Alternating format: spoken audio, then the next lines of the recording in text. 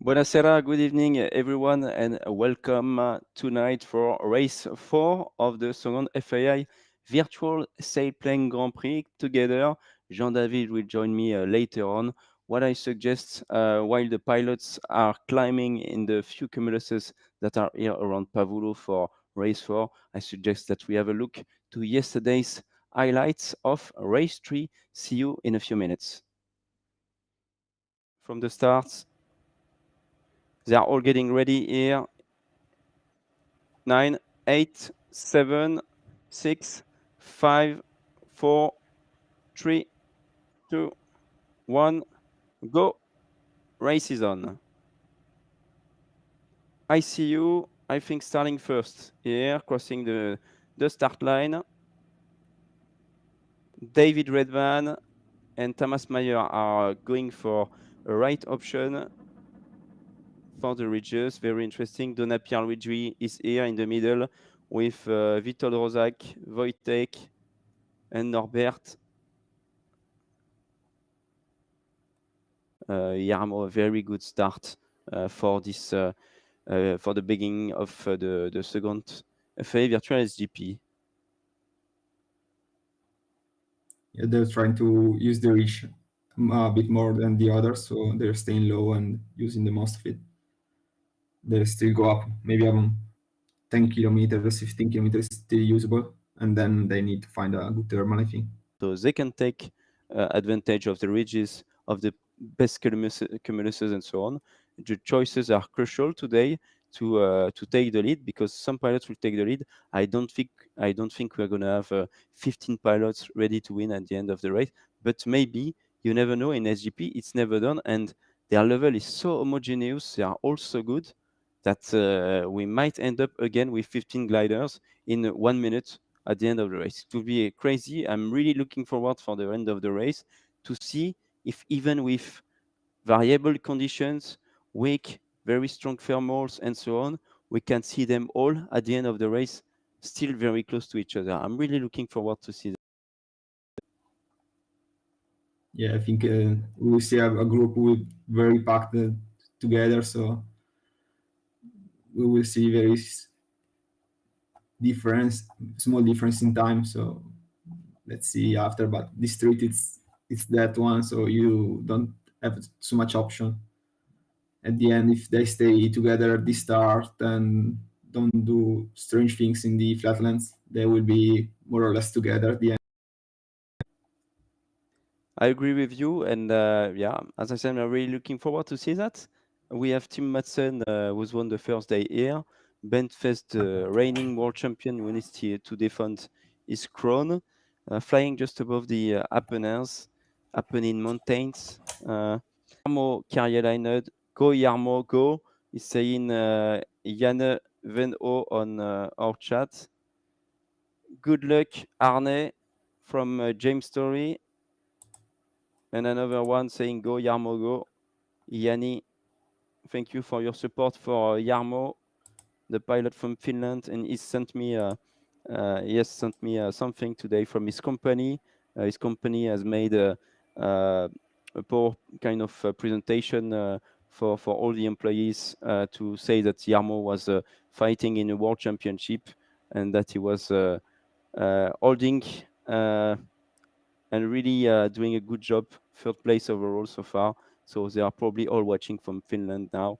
So we are saying hi to all of them, and I would like to thank them and to thank their company for the support they are giving him. It's very important to see that. So that's pretty cool. Chris now has gained some altitude, so he can get back into the race.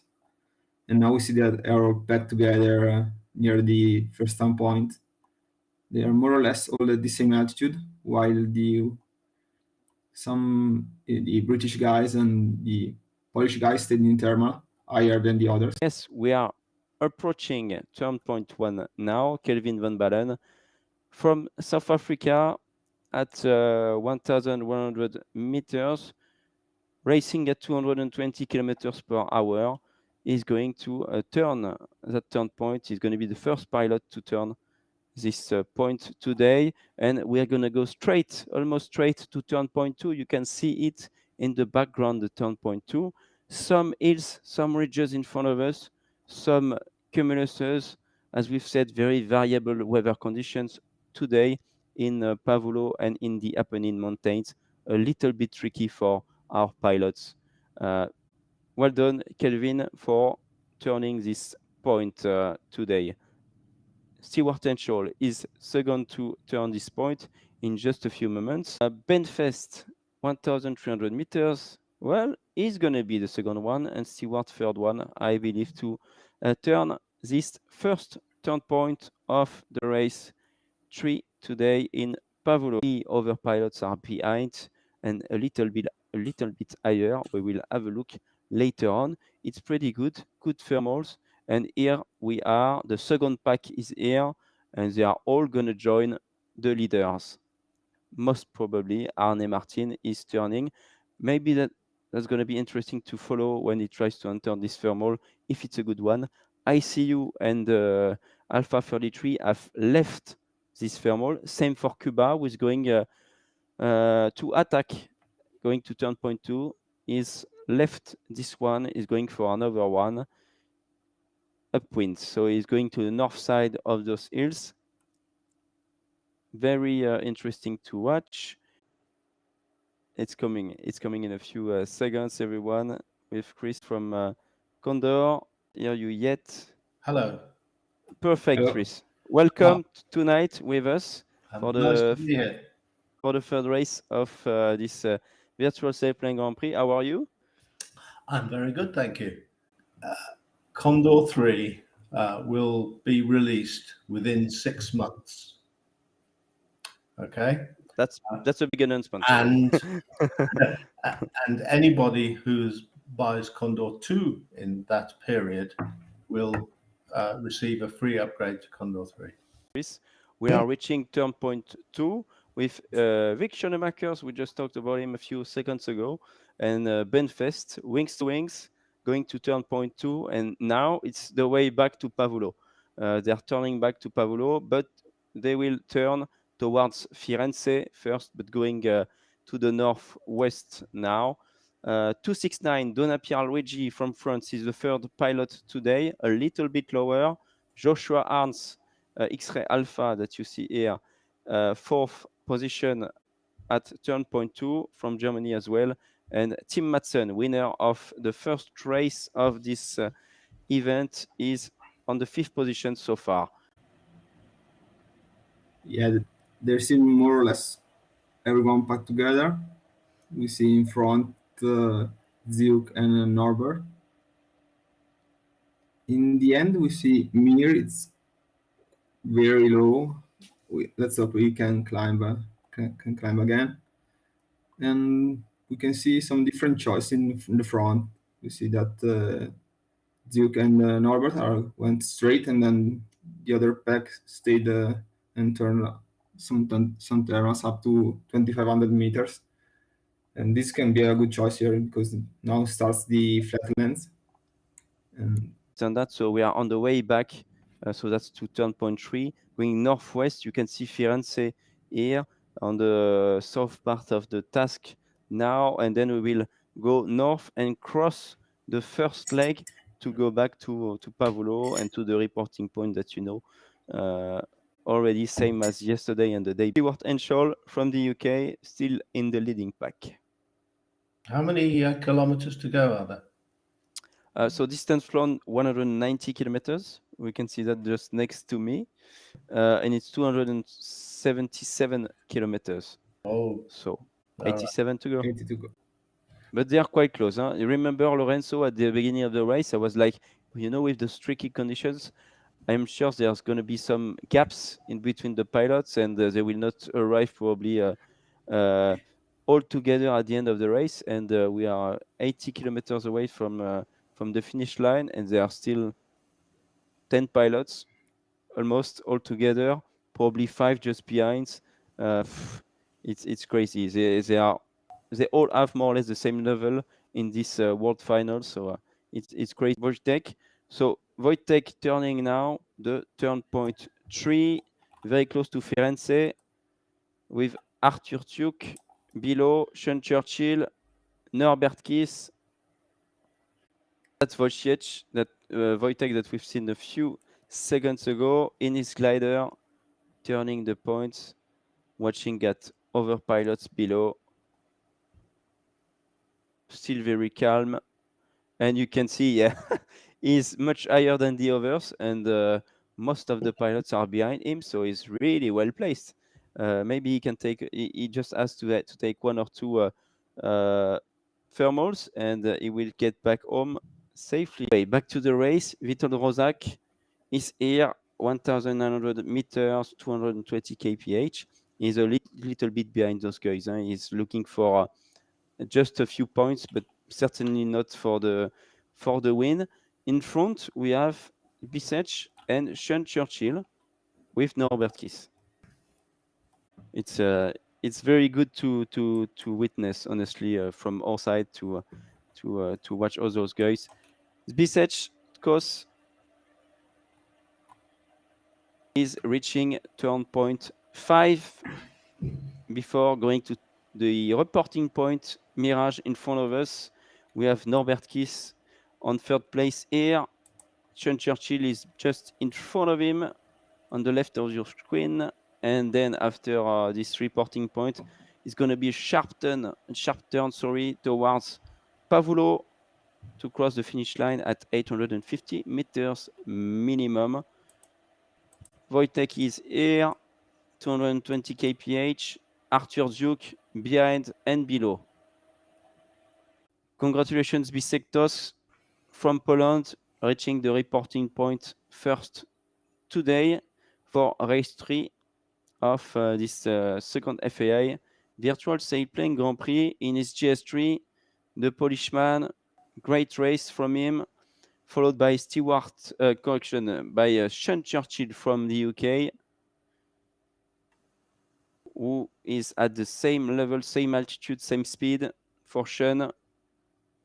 That's a sharp turn. I would probably pull a little bit before turning because they are losing quite some energy.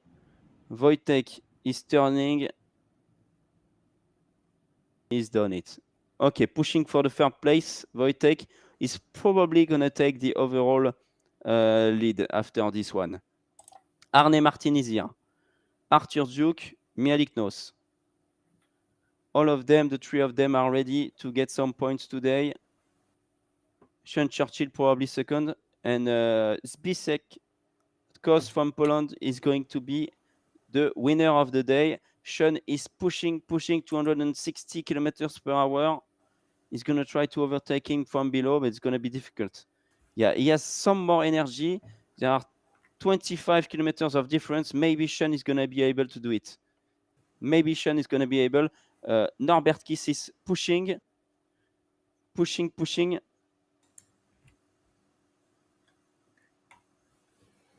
I think that at the end they will be at the same points for the Let's have a competition. look behind. I'm afraid that Sean is going to be too short for Sean Churchill. Bisset Kos, winner of the day of race 3, followed by Sean Churchill, second, Norbert Kiss on third place. And we have Wojtek, fourth place. The winner of yesterday's race is fourth and is getting some very good points, probably the leader of this FAI Virtual Sailplane Grand Prix after race 3. Wojtek, congratulations. Arne Martin is here to score some more points. Mialik Nos gets some points today for the first time. Well done, Miali. Arthur Duke gets some more points, and Witold Rozak is here to take the last one, most probably. And Vic Schoenemakers is going to be on the 10th position tonight, I believe, and it's going to be too short for him. There is Stewart Henschel, so he's still fighting to get 1 point. Maybe that's going to be Stewart who's going to get that, unless he's got a penalty. No, he's going to pull hard to get to 850. Yeah, obviously. And it's going to be good for him. Today, race winner is Zbisek Kos from Poland. Very well done, and he's taking the lead of the overall results as well. Congratulations to you. another Polish pilot leading and winning the race tonight. Thank you very much all, and have a good night or a good day wherever you are in the world. Thank you for joining us. Thank you. See ya. Welcome back to the live, everyone. I am with Jean-David today. Welcome, Jean-David. Good evening, everyone. How are you, Antoine? I'm fine, thank you. And you? Very, very fine. A little bit of delay due to technical problem. It was my turn tonight to face them, but it's okay. We are here, very pleased to follow this race again. Yes, the race will start in about 5 minutes from now. That's the Canam view with the wind that you can see top left of the screen that you will have tonight. The race tonight is not exactly the same as in real life. They have the race, but it was really, really a short one, and we want to have a bigger show, so and a much more interesting race for the virtual. So we have a longer task of 260 9 kilometers. We have the usual start point that you are all used to watch now. Then we're going to turn point one, top left of your screen. Sorry, Corniglio, 58 kilometers. Then going to turn point two, Marcelo, which is going to the bottom right of the screen, just right here. Is turn point two. Then turn point three on the other side is going to be Paleron Phi with 64 kilometers, right here, 64 kilometers. Then going up again this way towards Pavullo to get to turn point four, Prix, which is very close to Mirage, the usual reporting point that we have. So 268 kilometers. Tonight for race 4, we can have a look at the weather in Condor now. You will see that the cumuluses look more or less like yesterday, very oversized, overdeveloped in Condor. So we're going to have a look in just a few seconds. As you can see, they are all getting ready next to the start line for tonight. Very interesting race with thermals and ridges again. No waves are expected, almost none or very weak, but not really exploitable for the pilots. So we are looking forward to a great race for tonight of this second FAI virtual Sailplane Grand Prix. Jean-David, are you ready for the race in 3 minutes? Yes, I am ready. Just again, few technical problems. I don't have the countdown right now, but Timothy in the background will help us to have the right countdown at the right time. Anyway, No. we will see all the pilots facing the start line when it will be the right time. Okay, so as you said, Antoine, the weather looks better than in reality tonight, 2 to 4 meters per second. Quite the same meteor as yesterday, if you mentioned. So we expect a great average speed again. Yes, 2,300 meters for the ceiling and up to 2,700, maybe even more on the mountains. They need to start the race at maximum 1,900 meters. So that's quite nice for them. It's high enough. Maybe we should have said that a bit lower to 1,700 meters to have more show at the beginning of the race. Yeah. But yeah, a lot of cumulus clouds. Yesterday was very interesting.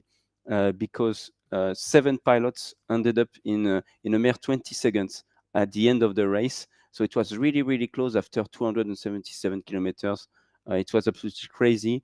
And the top 3 that you've seen a few minutes ago was not the good one in the end, because there were some penalties due to some cloud flying. So the pilots cannot fly in the clouds.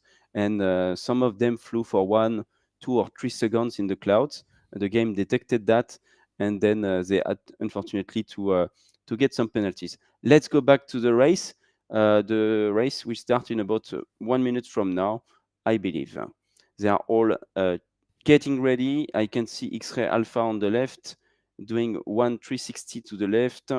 To delay a little bit his start. ICU is always there. Kelvin Van Balen is often the first one to turn point one. I think that the race will start in 10, 9, 8, 7, 6, 5, 4, 3, 2, 1, go. Race is on for the pilots, and a very big pack to the left. They may aim for some of the ridges, just like yesterday, to the left again. Exactly, we can see that on the left pack we have again a lot of good pilots. Arthur, Tamas, Sean. They face the same cumulus clouds. Going left on the start line here makes the way to the first cumulus shorter. Any amount of energy is very important. We've seen that in all the races we've made in this competition. All the pilots are really good, so any millisecond is important. Exactly, Jean-David. At the end, yesterday, at the end of the race, it was absolutely crazy. We will have a look later on at the results from yesterday, just to have a look as well at the overall results after 3 days of racing. Today is very important. You will see when we will, after having a look at those results, because you will see that two pilots have taken the lead in those results, and the other one needs to close the gap absolutely. So race 4 is very important for the rest of the competition for all of them tonight, and still some pilots need to score some points. In front of us, the pilots are flying at 190 kilometers per hour. Not that fast because they need to climb to find a good climb. Maybe going too fast at the beginning doesn't give a lot of options because they start lower than what the ceiling is. So they need to climb first before gliding a little bit further to find the best thermals. I think it's going to be pretty interesting here, a little bit dangerous. They need to take care in this first thermal. They are probably all going to be together, the 20 pilots of this second FAI Virtual Sailplane Grand Prix. Yeah, we may see the same behavior from the pilots as we saw on the previous races. Now there is not so much ridges to use on this first leg, so maybe they will use the cumulus cloud. They will stay very grouped. Maybe we will see some different strategies, but on this first leg, I don't know if they will be so different. Maybe on the next one with the ridges, we will see other type of behavior and other ideas. So it's very interesting, Jean-David, because they went through the first thermal and most of them decided to continue. See, some are trying. Arne Martin, Wojciech, Wojtek tried to take this one, but I think there were just too many here and no one was able to just turn left or right to take it. It was difficult. Now they are splitting into groups, apparently, some going to the ridges, others going to the right side. Right now, very interesting. The main pack seems to go to the right. Only a few of them are going to the left to the ridges. I think otherwise they might have issues to reach the ridges, the highest ones later on to the left. So interesting. Miai, we will try to pronounce it correctly tonight, from Hungary, is flying there in the valley. He just went straight after the beginning of the race, after crossing the start line, not going to the ridges. I'm just going to follow the volleys. And yesterday it was quite a good option to do that. I was quite surprised, but it was as well quite a good option. The first one to cross the turn point one were the ones in the valley. They were not that high, but it was quite good. And they had good thermals options. So I think the thermals are still quite good today. And they can as well continue to just go ahead to turn point one without having to do something else. You see, Norbert Kiss is there, just in front of Mia Iknos here, and he's high enough. He's higher than Tim Madsen, and he's even further away, aiming for the next cumulus clouds. So not a bad decision, I believe, for the start of the race so far. yeah, exactly. And yesterday, this type of decision was good ones, as you mentioned, because for Norbert and Miai, they managed to get the first point in this competition. So yesterday, Norbert scored 7 points and Yahi scored 5 points. So it is the beginning of a huge score for them. I hope they will have very brilliant ideas like yesterday to catch up the first one on the podium, maybe. Yes, exactly, absolutely, Jean-David. Only 4 pilots didn't score points yet. It's Donna Pierluigi from France, Darius Gudjunas, Kelvin Van Balen, and Thomas Meyer. They will probably score some points before the end of the event because they are all really good pilots.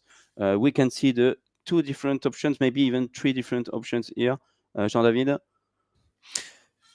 Yes, the first option we can see on the south is trying to go to the ridges, even if they are quite low at the beginning of this race and in this first leg. And I think the second option, which is not the easiest but the most obvious one, is to go straight to turn point one, trying some cumuluses. They know whether we give them which type of lift they can expect. So right now, the best pilot is the pilot who can choose, who can decide which lift to take or to leave. And as you mentioned yesterday, climbing is the same for almost all pilots at this level of the competitions.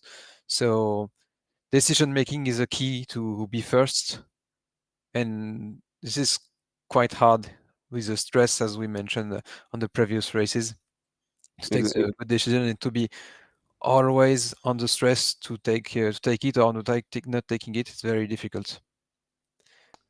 I agree with you, Jean-David. We are with the 2 pilots who took the south option.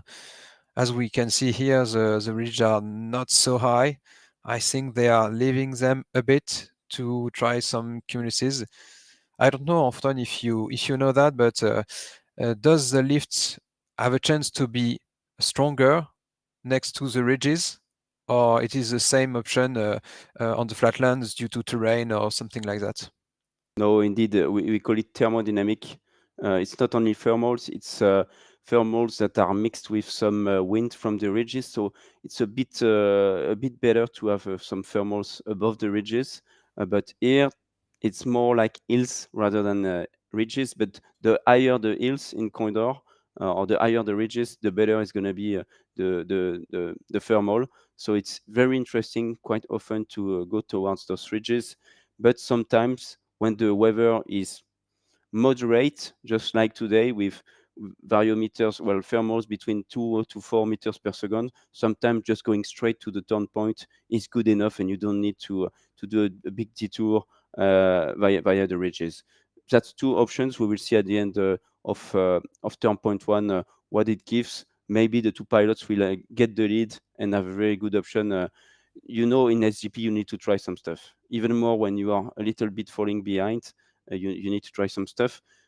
Just stopping the comments for a few seconds because I see some of you are already commenting the chat on YouTube, on Twitch, and so on, saying hello to Julien, who says thanks for the great work and your enthusiasm. Sorry. Jan saying go Jarmo, go. As usual, the followers from Jarmo Karjalainen from Finland are here. Yanni Vilayan is here as well, supporting Jarmo, who is here in the thermal. Very good view. Thank you, Timothy. We have Russell asking question about Condor 3. We will have a look at that later on. We will do a recap of yesterday interview with Chris from Condor. It was very interesting. A lot of things were announced for the future of Condor and the release of Condor 3. Back into the race, going to turn point 1 with Joshua Arns from Germany. Yeah, and speaking about comments in the chat, we have a lot of other people speaking, and Dan Daly tell something that I didn't know. He said that there are 3 likes out of 10 on YouTube to let the algorithm spreading the word. So maybe we have to encourage you to like the live to be more spread out on the YouTube community and to be more known, because it's a fantastic world of virtual gliding, and we have to to spread it. Exactly. So just so you know, we are live on the FAI virtual gliding channels, obviously on Facebook, YouTube, and Twitch, but as well on the FAI Sailplane Grand Prix YouTube channel and on the official FAI Air Sports channel.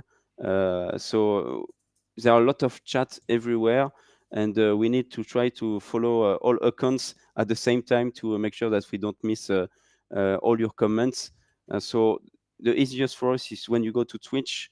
We try to have everyone there to ask the question and so on, and because it's the best tool for live streaming and so on. But if you want to watch on YouTube, just go there, ask your questions, and we try to answer as best as we can your questions.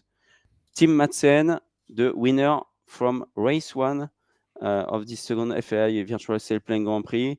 He's got quite some good points still in the race to win it. Obviously, they are all in the race to win it. We are only at race four, 4 race remaining.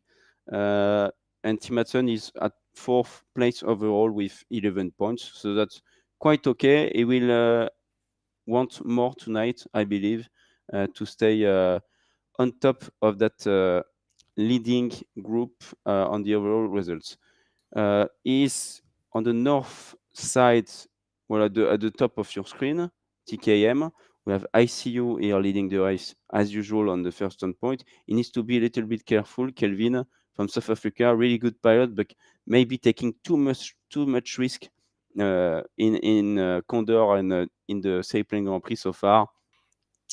Taking too much risk, doing outlandings and so on. So he's risking it all to have the win of the day every day, and when he misses it, then he just cannot come back to the airfield because he just takes too much risk. So maybe he needs to slow down a bit to make sure that he can come back home when he made already some good choices and some differences with other pilots, and just stay with the leading pack to try to get the points at the end of the day. That's the most important. Sean Churchill still there. Darius Kudzona stopped in the thermal, and otherwise the main group here in the middle of your screen, they stopped in 2 different thermals, and some are leaving with Arne Martin and Wick Schoenemakers from the Netherlands. Yeah, speaking about Kelvin, who is leading right now, indeed, we let every pilot to fly how he wants, and maybe Kelvin just go on each race and all in to enjoy. So we let him flying like that. It's his own style, and we won't be against that. So go, Kelvin, do what you want, enjoy. Yeah, that's for sure. We need that for the show as well. But I'm sure he will want to get some points. I hope he is going to get the points at the end of the day because he's doing the show every day and it's not paying off. So he needs to get those points. And I think he's making a lot of differences with his attacking style. But he needs to just calm down sometimes just to understand that now he has done the job and it's enough for the day. You don't have to win every day. You can just be second, third, or on 5th position to get the points. It's good as well. So keep going the good work, Kelvin. It's good what you're doing. Wojtek is here, winner from race 2 and leader of the overall results as well. Is he was second yesterday, I believe, with the penalties, all the penalties that we've had. He went back to the second place, Wojtek. Yes. Yes, you're right. And Wojtek, I think, is a great example of the strategy to be calm, to analyze all the pilot strategies and maneuvers, staying in a good position in middle of the group, and trying to get the lead at the end when he can, when he's in a good position, high enough with a great energy, and at the end showing all his strategy at the end, and finally get a lot of points with that. So I think this strategy won't change for the other races. When it works, you let it like that, and I wish him the best for today's race. And the pilots are stopping in a good thermal. I was expecting. I was really expecting that. We've seen 2-3 cumuluses that were quite good, and I was like, I think in the next 30 seconds they're gonna just stop. Or you can see Donna Pierluigi pulling in front of Benfest. Oh my goodness. They are all pulling and climbing now in the thermal. So what's the thermal, Jean-David? Maybe you can, well, let's go to the results first. So results from yesterday, we have Zwisek Tkos from Poland in his GS3, 10 points. Wojtek second with 8 points. Almost 150 kph for everyone. And we've had Norbert Kiss as well on the third position. Overall score, Wojtek Zwisek 18 points, leading. Sean Churchill 13 points. Tim Madsen 11 points. Jarmo from Finland with his supporters is on fifth position with 9 points. Get back to the yesterday results. Sorry for that. We've had some points for Sean Miali, Arthur, Arne Martin Guttler, and for Stuart Henschel and Vic Schoenemakers, who scored a point. Overall score, as you can see, 4 pilots missing the points so far, but they are all quite close from each other. Just Wojtek and Zwisek, who have made a difference, a big difference, leading by 5 points the third place with Sean Churchill. Let's go back to the race now with our pilots climbing in that thermal. Donna Pierluigi, really high. He's missing a little bit of luck every day. Donna Pierre is doing some debriefings, and he's like, sometimes he's done something a little bit like Kelvin yesterday, pushing. It was good enough, and instead of stopping and staying with the leading pack to get some points, he took a bigger risk and he lost it all. So it's very difficult to get into this very first places every day for the pilots. The level is very homogeneous among them, and we never expect such a great arrival. Every evening it's crazy. They all finish in a nutshell. It's just mental to follow those races with those pilots and with you, all the fans watching the virtual races. It's absolutely amazing. Vic Schoenemakers is here, 2,100 meters. Yeah, you're right, Antoine. For the Pierluigi, yesterday I wasn't commentating, but I was in the chat. So I decided to support a little bit Donna Pierluigi for friends. I sent a lot of messages, but apparently it didn't work. So tonight I don't send anything. Maybe it will have more luck without my help. So do not forget in the chat to support all your favorite pilots from your favorite country or just the one you like most. We will read all your messages and they will be very happy because some of them are hearing us during the race. I have some comments on the YouTube channel of the FAI Sailplane Grand Prix. From Thunder, yeah, here we go again. What landscape are they using? It's Arc Alpin 2 for Condor 2. Yeah, it's been answered by Chris. Arc Alpin. Frank, are you there? Yeah, he's probably there watching the races with us. Go Tech Go from Nicolas. That's great. Continue to comment, please, everyone. Like the videos and subscribe to the channels to follow the races.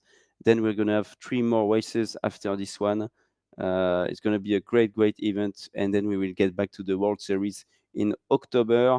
If you don't know, we have a World Series event that everyone can join for free. We have 400 pilots who have registered to this event, and they can all fly together and so on. It's a very fun race for everyone to do. Not as competitive as this elite virtual Sailplane Grand Prix that we have in front of us, but very funny to compete to those races because everyone is learning a lot out of the World Series. There is one race in one different country every time, 16 races over the year with the World Series, so it's quite interesting. And it's all there to prepare the formats that we will introduce for next year, for the next World Championships.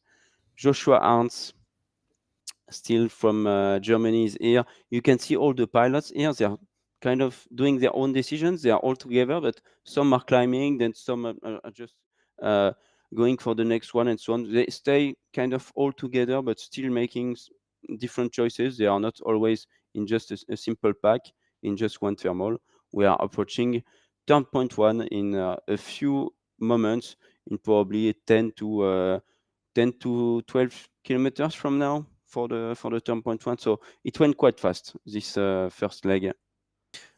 Yeah, right. And speaking about the decision that have been made a few minutes ago, we can see that the two pilots who went really south compared to the others, so Sean and Darius.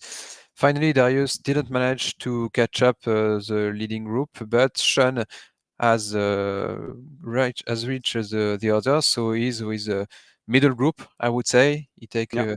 a little bit of retard, but now he's with the other one trying to catch up the good thermal. Right now he's with Stewart, the other British pilots, in a thermal climbing. They are at 2,100 meters for Stewart and a bit lower for Sean, but they are both in the race. Exactly, Donna Pierre. We continue towards turn point 1, and Kelvin is gonna have to stop. It's gonna be maybe difficult to go just over this ridge, but we will see. Maybe he has just enough energy to make it over this one, but then where are the cumuluses to climb? I am not sure he can climb after this one. He will need to get some help from the ridges maybe, or hope for something better. But yes, indeed, look at that.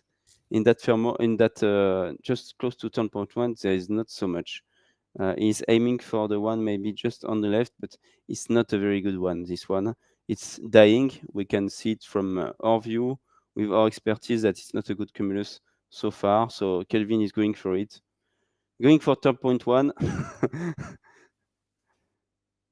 Just like every day, going to turn point 1. Very low, but not stopping. Arne Martin Guttler from Norway with his glider. Arne Martin, great guy, great flying. You will see later on probably his inside view from his cockpit that we love to see, because he has a virtual reality headset, and we can see very well all the other pilots who are in the thermals and so on. Hopefully, he can still stay at the well, leading the race at the top of the race, so that we can follow him until the very last moment in his cockpit. That's good for the show as well for us, to show what he's doing and what you can do when you're inside this his glider. Let's have a look at turn point 1. So Kelvin Van Balen from South Africa is going for it. Turn point 1 at almost 1,200 meters. He's pulling. Maybe there is a small thermal here. We will have a look in a few seconds. Well done, Kelvin, reaching turn point 1 first today in the valley here, 120 kilometers per hour. Very good. Maybe we can have the average speed, Timothée, just to see where all the pilots are right now in the race. 150 kilometers per hour for ICU. We have Tim Madsen with 140, Alpha Mike almost the same now that we have in front of us. Norbert Kiss 138. So there are 10 kilometers of difference between ICU and TKM, but ICU needs to climb, as you can see. So it's the difference between the total energy that we are talking every day. So the kinetic energy plus the potential energy gives you the total energy, and ICU has much less potential energy because it's much lower than those pilots. So it's kind of the same average speed for now. ICU needs to climb to be in a better position. Yeah, and we saw the difficult situation where he puts himself, because just turning turn point 1, he faced a lot of ridges which are higher than him, and nobody around turn point 1 was still climbing in the lift, so finding the good spot to climb may be harder. Now we have Tim Madsen going through turn point 1. Congratulations. Good position for the next 10 points. Alpha Mike, Arne Martin, the third pilot to turn point 1.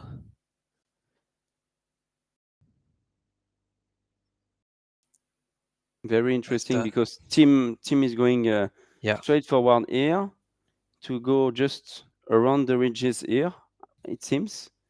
While Arne Martin is just going towards turn point 2, just like ICU, just like Charlie November. So not the same tactic that we see here. We will see the wind, even if it's not so strong, is in the good direction to push them on the ridge, and maybe the ridge will finally give a lift.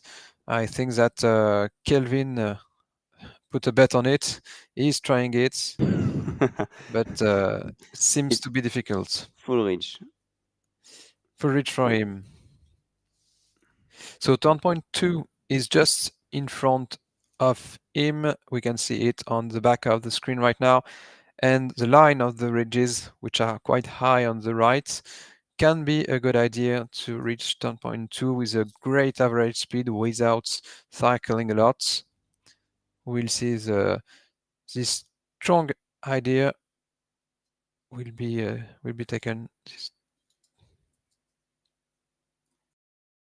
Benfest right now, 2,300 meters. So that was a good option. He stopped with Donapierre. We've seen them a few seconds ago in the background when we were watching ICU. They stopped together in that thermal. Donapierre went left the thermal a little bit earlier. He's reaching the turn point right now.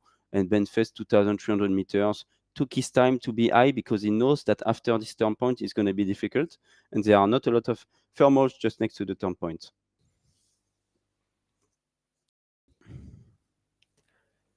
Some messages in the chat in the FAI Sailplane Grand Prix channel. Chris say go to the Germans, also Donapierre, as he seems really nice guy, and I appreciate how much the French are doing to support gliding as a sport. Thanks for hosting this stream as well. It's always a pleasure. We transfer the message for the German pilots and Donapierre. We wish them a great fly.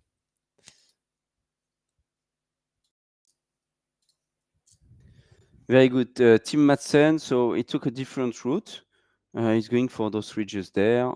Maybe there is small cumulus above him.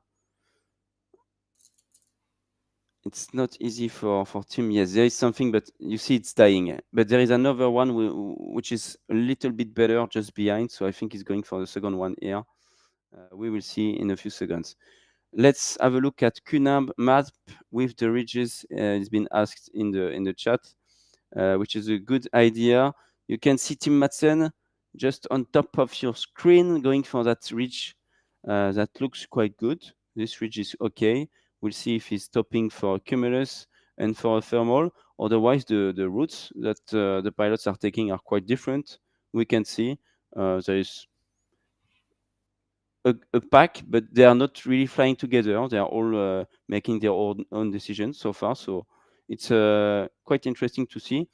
As we said in the previous races, Jean-David, those pilots, they try to take advantage of some situations from time to time.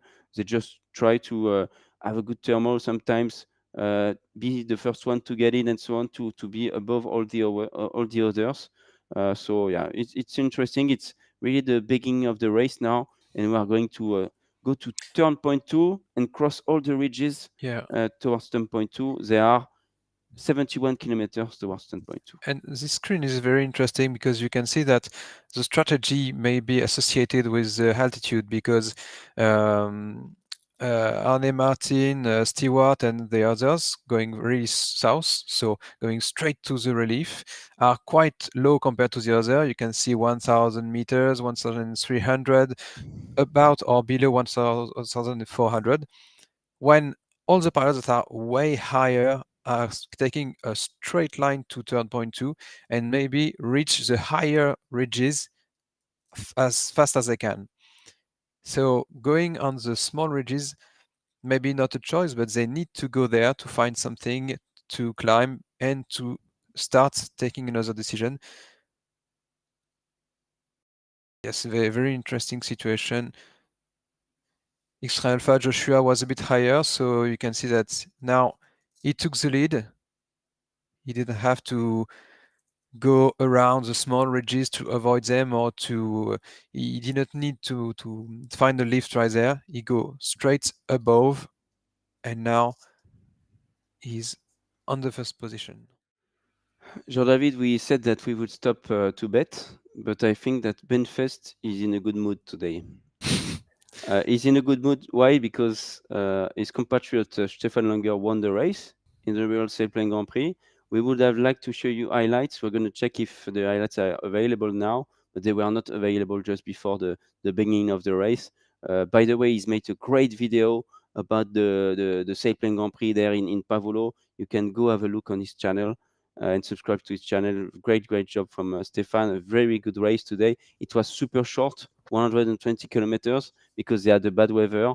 And in Condor, we would have made the same race in 1 hour, which is not enough for the live streaming that we are aiming for. So we decided to do a longer task today to have a longer show of 45 more minutes, something around that. So yeah, that was our choice because yeah, it would have lacked of dynamic. Probably there would have been a lot of outlandings in Condor with such bad weather and so on. It's very difficult to calibrate the weather with when it's very difficult in real life. So we were like, okay, just let's go for a show. The pilots need to fly. They need to fly well and to have some options, because when it's bad weather, you don't have a lot of options. Everyone arrives at the same time with only a few meters of difference, but the race is not enough. The race is not enough. We needed to have a much bigger race today. Joshua Arns is there. You can see Benfest is coming back in that pack, and is going to be among the first ones here in this pack. We've seen in the background just a few seconds ago that Tim Madsen had climbed almost at the ceiling as well. So he's going to try to come back in this direction as well. But it was probably not the best option so far. I think Ben took his time before, and now he's climbing patiently with Donapierre here. Is going for the right turn with Donapierre instead of the other thermal just next to him. We will see what's the best one. Yeah, he's not happy with this one. He's going with the full group. Tim Madsen, 2,000 meters. 2,000 meters. So he's had a good cumulus. The turn point 2 is quite far away, 71 kilometers. And they can use all the ridges there to reach the turn point 2. Turn point 2 is behind the end of those ridges that we have in front of us. So it's going to be very interesting. Some will try to get to the ridges earlier. I think the main pack is going then straight to the ridges and then trying to get some lift from the ridges. It's going to be interesting. Sean Churchill is there below everyone here, and Sean is on third position overall, so he needs to keep going. He's had amazing races so far. We were not expecting him at such a high level, so very consistent flying and so on. Very well done from Sean, straight from race one. Very brilliant skills. So it's really good. Sean, he was flying before in real life when he was a junior pilot doing junior nationals in Great Britain, and then he stopped due to work, like a lot of people in the gliding world. So he used to fly in Condor afterwards and so on. Never stopped Condor for more than 15 years. So yeah, he's a very good pilot and he knows the game for sure. Jarmo Karjalainen is in this thermal as well, climbing on fifth position, sorry, overall. Jarmo with 9 points, so he's quite well placed as well for a podium or a win at the end of this event. Very good level from Jarmo, the only one to fly the GS1, which is a pretty good glider in 18 meter class with 48 kilos. But he is the only one with this one. The pilots had the choice. And by the way, yesterday evening with Chris from Condor, he unveiled that we would have the AS33 in 18 meters and 15 meters, which is a brand new Alexander Schleicher glider from Germany. Very competitive glider. I'm looking forward to try it in 48 with 48 kilos per meter square with all the other gliders around to see if he can have more advantage than the others, because 2 years ago at the World Finals, Sebastian Cawa has won the real FAI Sailplane Grand Prix in Saint-Auban with the AS33.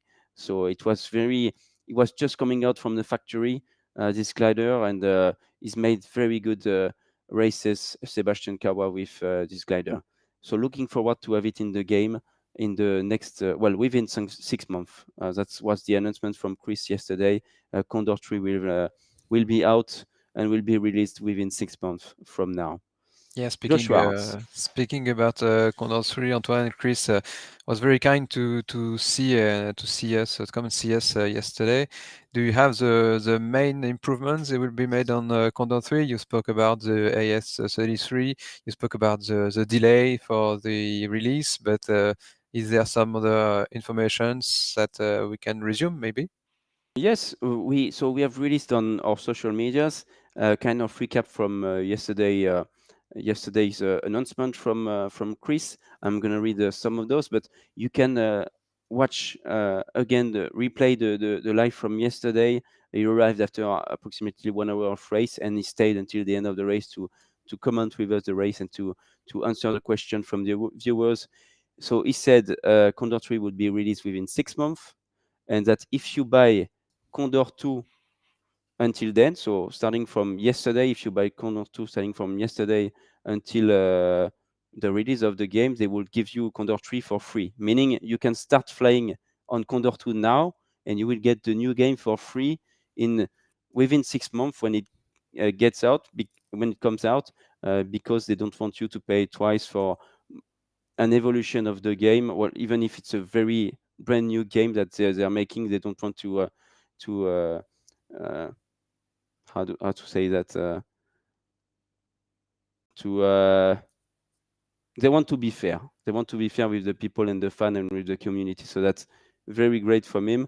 They have remade the entire landscape of Slovenia with photorealistic texture, a much bigger landscape which includes Austria as well, some parts of Italy and of Germany, and some parts of Croatia. So it's going to be very interesting.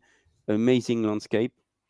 Weather, you all know, we've talked about it 2 years ago. It was work in progress already.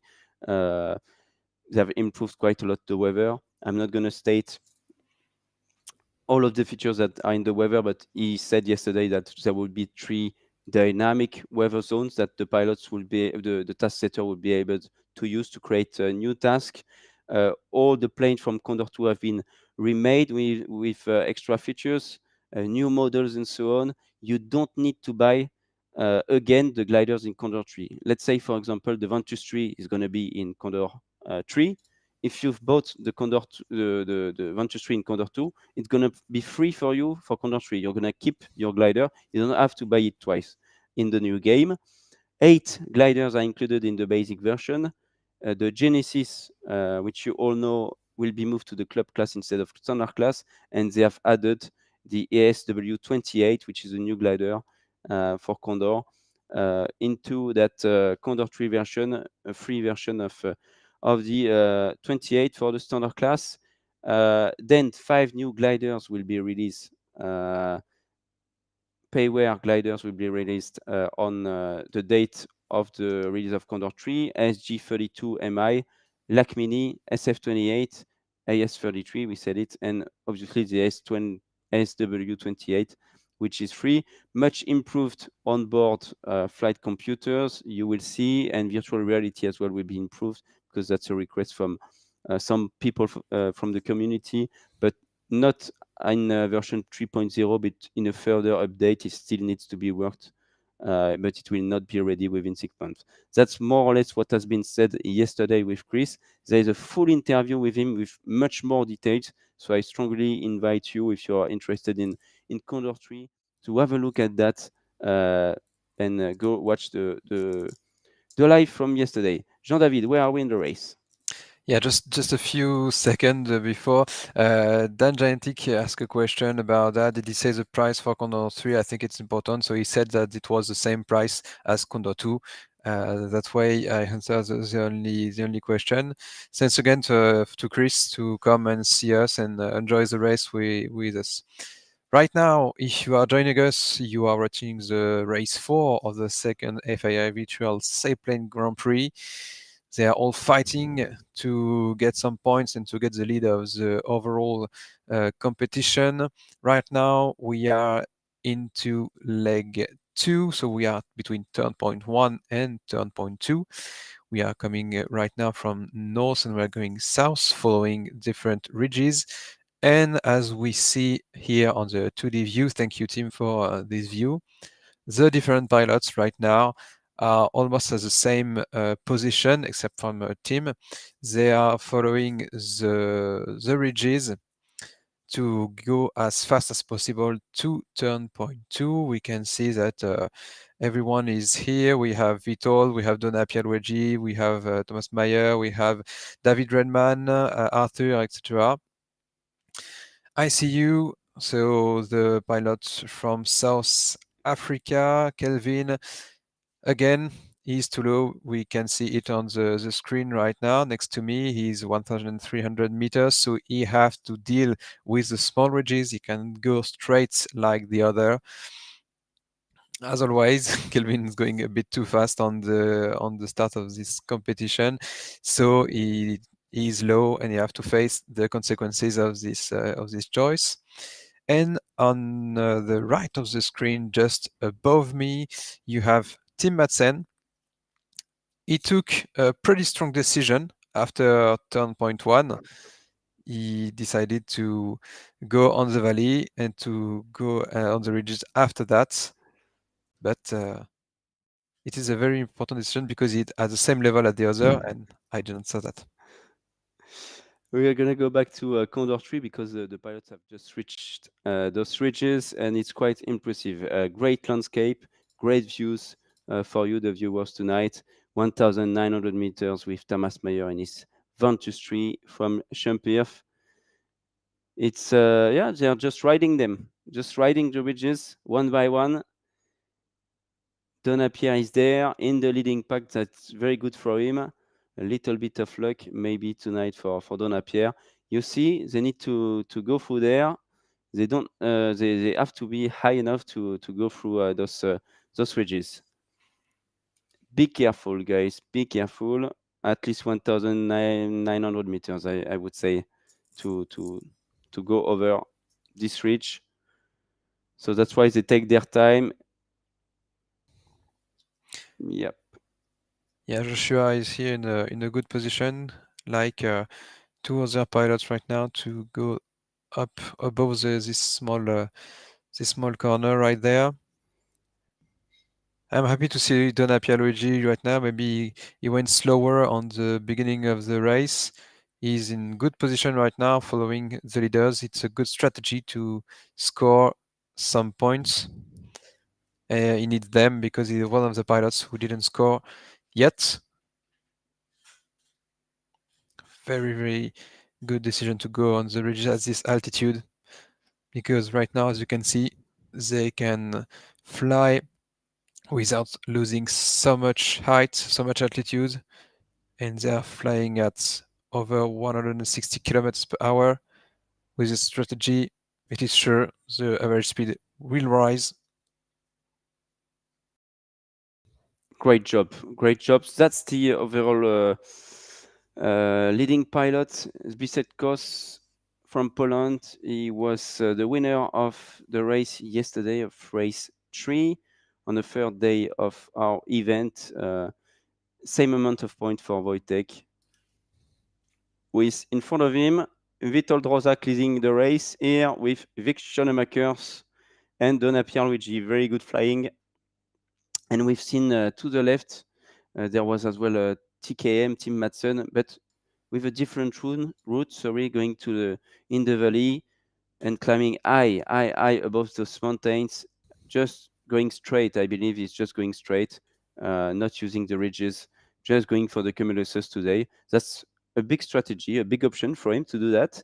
He needs to stomp and to climb compared to the others, but he's gonna be much higher than those pilots. So maybe it will pay off at the end of the day. Very interesting. It's a big decision from Tim, a big option. He's taking some risk to get the maximum amount of points today. We are in live with Tim Madsen in his glider with 2.7 for the Mac ready, 2,500 meters almost. Yeah, he's right now reaching the cloud base, so maximum altitude possible without any penalty. I didn't thought he would make the so good decision. I was a bit nervous about it. Right now he's very high, very good position. He took a strong decision. Maybe it was a good one. We didn't see that, but a few pilots, Arthur, Sean, etc., went below him. So at the first time, they took the decision to go on the ridge, but they didn't find any or enough good lifts.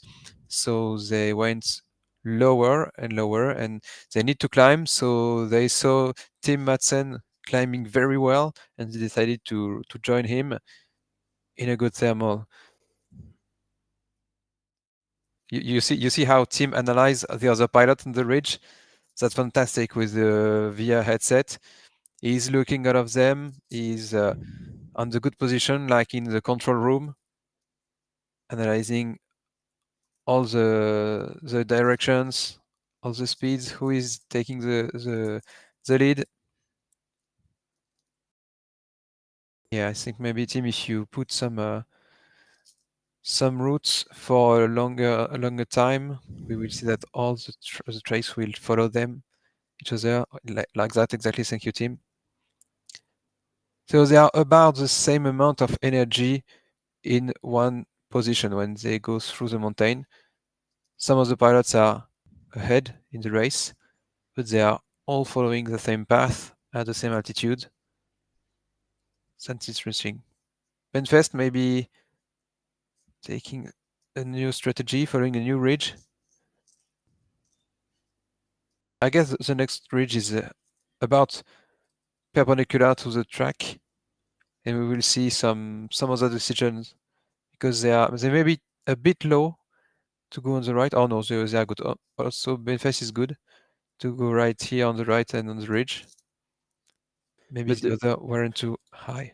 the pilot must be careful because the wind is at 11 kilometers per hour today, and it's less powerful than it was yesterday and the day before. 2 days ago, it was quite powerful. They could use the ridges very well. Today, the wind is weak. They're just going to have some energy to stay level, but not that much to gain proper energy to fly very fast and so on. So they need to be careful not to fly too fast, I think. And we've seen them flying at 170 kph on those ridges. Usually they go at 200, 220 because there is a lot of energy. So today it's a bit more. They need to take care of their energy and to manage it very well to find the best lines of energy. That's what Ben is trying to do, going to the right and then to the left over those ridges and so on, just to try to find the right spot to gain the maximum amount of energy. Back with the 2D view, Jean-David. Yeah, that's what I was talking about. The pilots were following the same path along the ridge, but right now, depending on the altitude, the behavior of the ridge they faced until now, the behavior of the cumulus cloud and the lift they faced before on the first leg, they took different decision. It is interesting how Tim Madsen is going so straight, so parallel to the path. I don't know if it was possible like that, but he took the shorter path to turn point 2. He is very, very high right now. And the other pilots, so we can see that Vic and Thomas Meyer, Jan Benfest, Arne Martin, and Joshua take the south way along the highest ridges. And in north, they are going maybe on the smaller ridges. So Wojciech changed his mind. He saw that Donna Pierluigi and Kuba are going fast. Maybe they are in a better situation. So he decided to join them. Speaking about this view, we have a small message from Dandeli. Sorry for spelling it wrong. He said that loves the wing sack on the screen, so we implemented it today. It's great to have some feedback from you, the viewers. If you have any ideas to to add any things to improve our way to comment, our way to analyze, or to have more fun in this show, maybe you can just send us a message. It is always a pleasure to work and to make it better. Going back with Yarmo.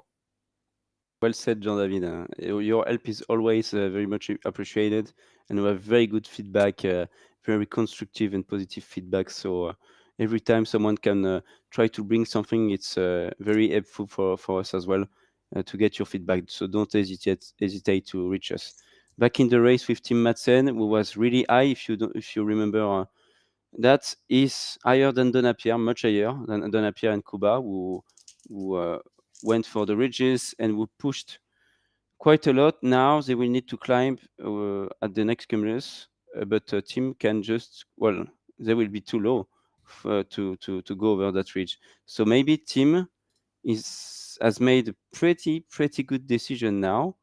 Because I don't see where those pilots are going to climb. I don't see how they can manage that. Team perfectly anticipated that moment. It's a good idea to stop. Bentfest, you see, with Joshua Arns, took the biggest ridges here, and he's taking those ones because he knows that they might get stuck behind those mountains. And I think it's going to be difficult for Kuba and for Donapier. Maybe they will find something under that cumulus just next to these ridges, but it's a very big risk because if they don't have anything, then it's almost the end of the game for them tonight. Yeah, They they may are stuck. not get, yeah, they are stuck, and they might be stuck for 20 minutes. And in 20 minutes, you can lose everything. In SGP, we get the points in 20 seconds. So if you're not amongst the first to get the points, that you don't get anything. So you need to take some risks from time to time to win the day, but sometimes it's too much. You need to manage your energy, the proper risks that you can accept, and so on. And Joshua is following Benfest on the ridges.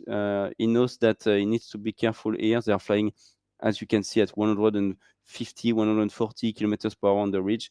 They need to take the energy. There is not enough wind to help them today. They need to slow down to take that energy.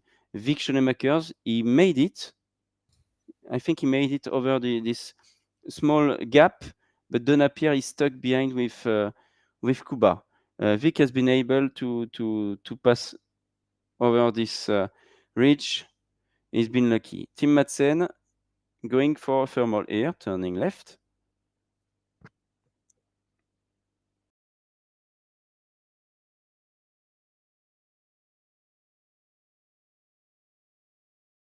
Well done. Benfest back with him at 1,800 meters. Arne Martin is behind, but yeah, Ben is going for the full mountain here, not cutting anything, not trying to make it shorter. He's taking the long route to make sure that he can go over all of those ridges at the end of the day. It's not easy at all. Not a lot of lift today next to the ridges. Really a difficult task for the pilots tonight. We were expecting that. Joshua Arns finally decided to go straight ahead. We can see Zbisec with Witold Rozak and Arthur Zug, the Polish guys, climbing while Kuba is stuck there. They are climbing. Joshua is trying to pass through this hole here. Very difficult situation.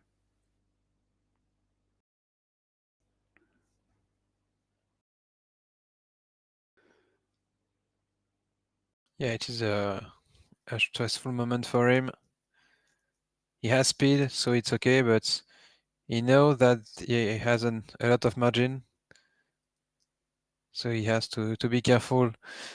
Following the leaders is not always the best idea because here Benfest may be a bit higher and maybe took it more slow, find some small lifts along the ridge, and he managed to go above a small ridge, but maybe the one who follow will not, so it's kind of dangerous.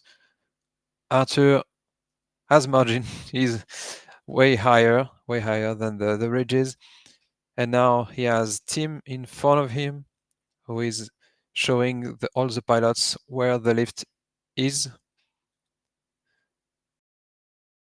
That's impressive how team managed to be higher and way higher than the other. You can see on the background very, very far away that we have Vitold and another pilot that you can see. We have Vitold who seems to be high, but far away from Tim. Tim is in very good position. Oh no, Donna Pierluigi tonight. He's in trouble. It He's, seems very difficult for the pilots tonight here. They yeah. need to be very careful to pass those ridges. It's the main difficulty of today. Just like in a cycling race with the different mountains and hills that they need to climb every day, you have category 2, 3, 4 for those mountains, and today it's the same. They need to pass those ridges to go to turn point 2, and then on the way back to turn point 3 as well. They need to make sure that they are high enough. Tim Madsen is going for the chill mode as high as possible from the very beginning of the day, not taking any risk, just flying calmly, trying to take the good decision and stay high, and is properly leading the race. We cannot say anything else. Very good decisions from him, a very good lead. I think he's going to have a 2 minutes lead over the other participants when reaching turn point 2. So that's pretty amazing to witness tonight. Very good flight from Tim Madsen. Yeah, just before joining Tim to turn point 2, I have to admit that when he turns turn point 1 and going on flatlands, I didn't think it was a good idea, because on the previous races we saw that the first pilot reaching the ridges were so fast and they took the lead on each race. Tonight it's almost the same weather as yesterday, so I expect the same behavior, but Tim made it in a magnificent way. He took it slow, took it far away from the others, another decision. And this is how you make the difference. A big difference comes from a big decision. That's what Tim did tonight. A very, very strong leading. Very interesting situation. And we didn't see so much advance from any other pilot in any other races. Very fantastic flight until now from Tim. Some of the viewers are agree with me. Julien Létard said, "What a great flight from TKM from the time being." Yeah, you're right. It's fantastic to see. And now Tim Madsen, with a great attitude, great position, will turn point 2 in first place of this race 4 of FAI Virtual Sailplane Grand Prix. Congratulations for the amazing flight. Well done, team. Well done, team. Very good decision so far. The highest one throughout the race so far, and yes, probably a 2 minute lead over the competitors tonight. Very good decisions. He stayed very high instead of going to the ridges. So amazing flying from him. Look at that map. We never seen that until from the Never beginning of so the race. far. That's amazing. Let's go, team. Show must go on. Go to turn point 3. That's absolutely crazy. He will have a lot of options as well in to go to turn point 3 tonight. I have no doubt about it. He's a very good pilot, flying every day. So turn point 3, it's going. He can follow a little bit the ridges here, but he will need to go downwind. He will need to pass on the south side of those ridges at some point, because it's in the valley just after Carrara. If you remember, at race 2, we went to Carrara, the marble city, if we can call it like this, very famous for that. Very close to the sea. We'll see the sea again tonight, close to turn point 3. So he needs to go down to the valley there, and then we'll come back straight to Pavullo via 2 points that are very close to from Pavullo. So that's what we can expect later tonight. Not taking any risk. He's just getting back to the main pack. He's gonna climb with this very good thermal, and then he will continue on his own, going to turn point 3. Clever way to not take any risk tonight. Very well done. Yeah, again, a safe decision. He was there just a few minutes ago. He was taking this lift in first position. Right now, the time has passed. The other have climbed, but they are still in the same lift. He knows it's good. It's good enough to make the other pilot lift. So why not going again into it before crossing the valley? Maybe we can just go back a few seconds on the 2D map to see to have a better view on the overall way to turn point 3, as you mentioned. They can follow the ridge for, let's say, a half of this leg, but at one time they will need to cross the valley, join other ridges on the other side, and they will need some height to do that. I know Tim will manage that well. A question from the chat quickly, just to know how much distance is left. So we'll have a look in Condor 3 more precisely later on. But going from turn point 2 to turn point 3 is around 64 kilometers, then 60 kilometers back to turn point 4, and then only something like 15 kilometers to go. So not that far away from the finish. 100 and let me do that quickly. 135 kilometers to go. 135, a bit less now because Tim has done 10 more kilometers probably. So yeah, it's good. I said on Condor 3. Yes, maybe. That's a possibility. I'm already there.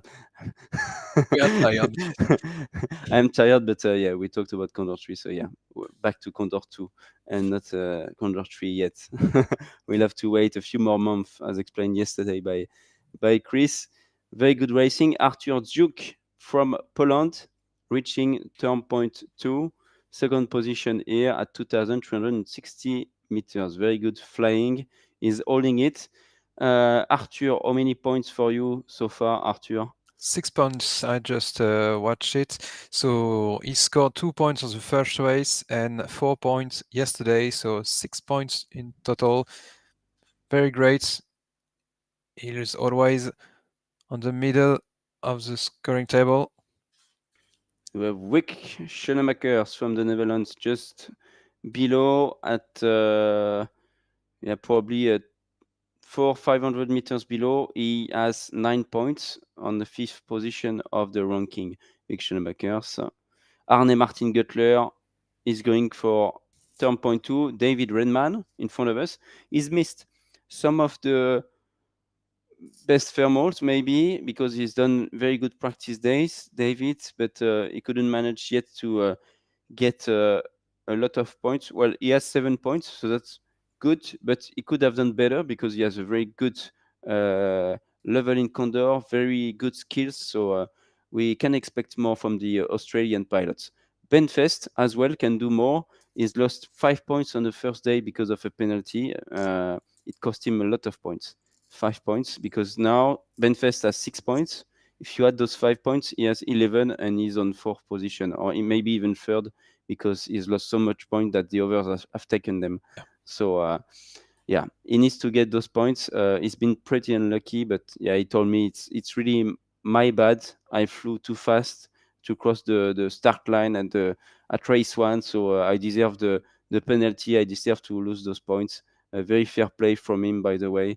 So yeah, I hope for him he's gonna close the gap today with a good flight. Tim Madsen just doing his race on his own, just leading the pack. But you know, Tim was flying 2 years ago at the first virtual Sailplane Grand Prix, and it was harder for him in Saint-Auban. It means that in 2 years he has practiced a lot, and that he has improved his flying a lot as well, and he's very clever.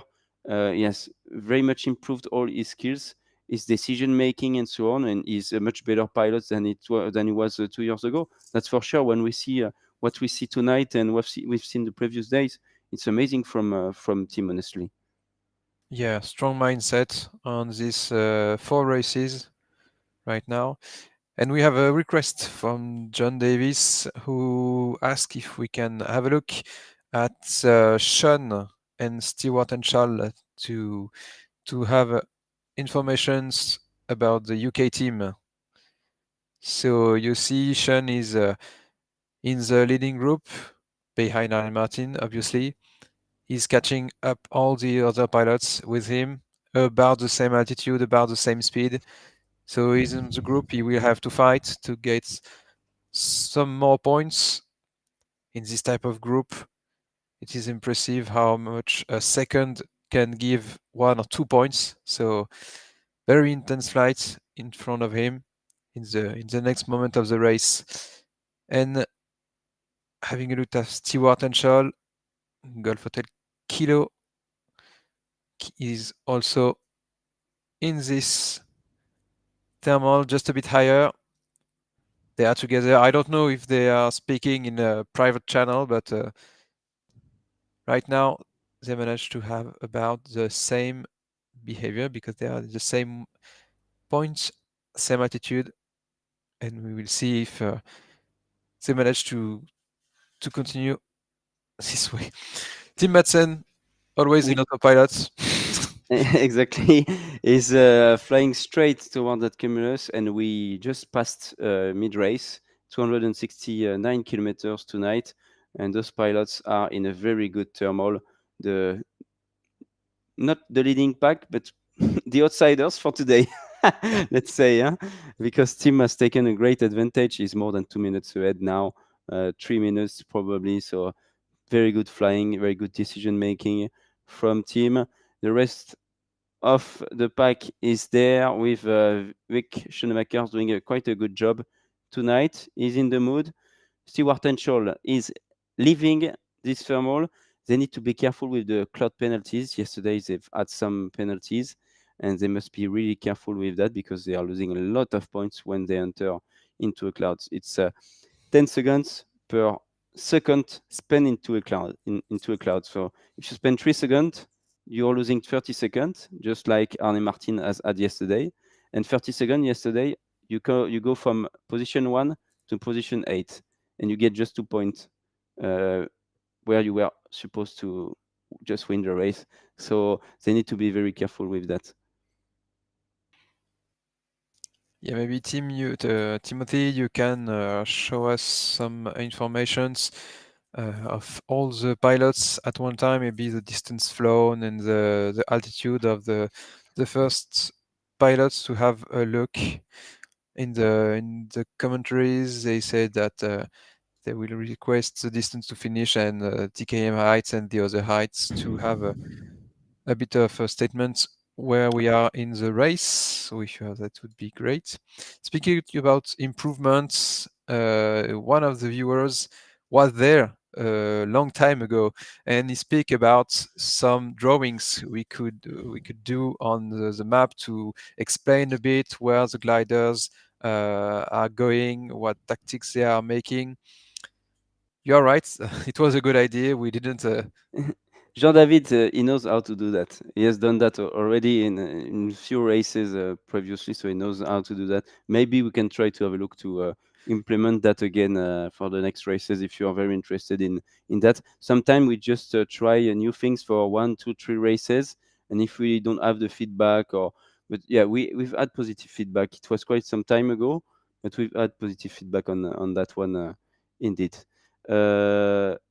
By the way, we've had the distant flown on the left side. You've had a look. Maybe we can have a look later on the average speed team to just see what's the gap between Tim Madsen, what's his current speed, 140 kph. You see 12 kilometers of difference between Tim and the second pilot, Stewart and Scholl, and basically the main pack.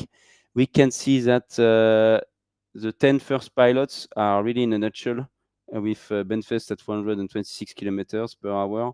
Here they are all super close. So apart from Tim, who should take the lead and should win the day if everything goes well, because the race is still long. He can make some mistake. He can just end up in a hole, and then the other pilots behind are just climbing very good thermal. It happens quite often, even more when you are alone and in front of the race. It happens quite often in SGP, so he needs to be careful with that.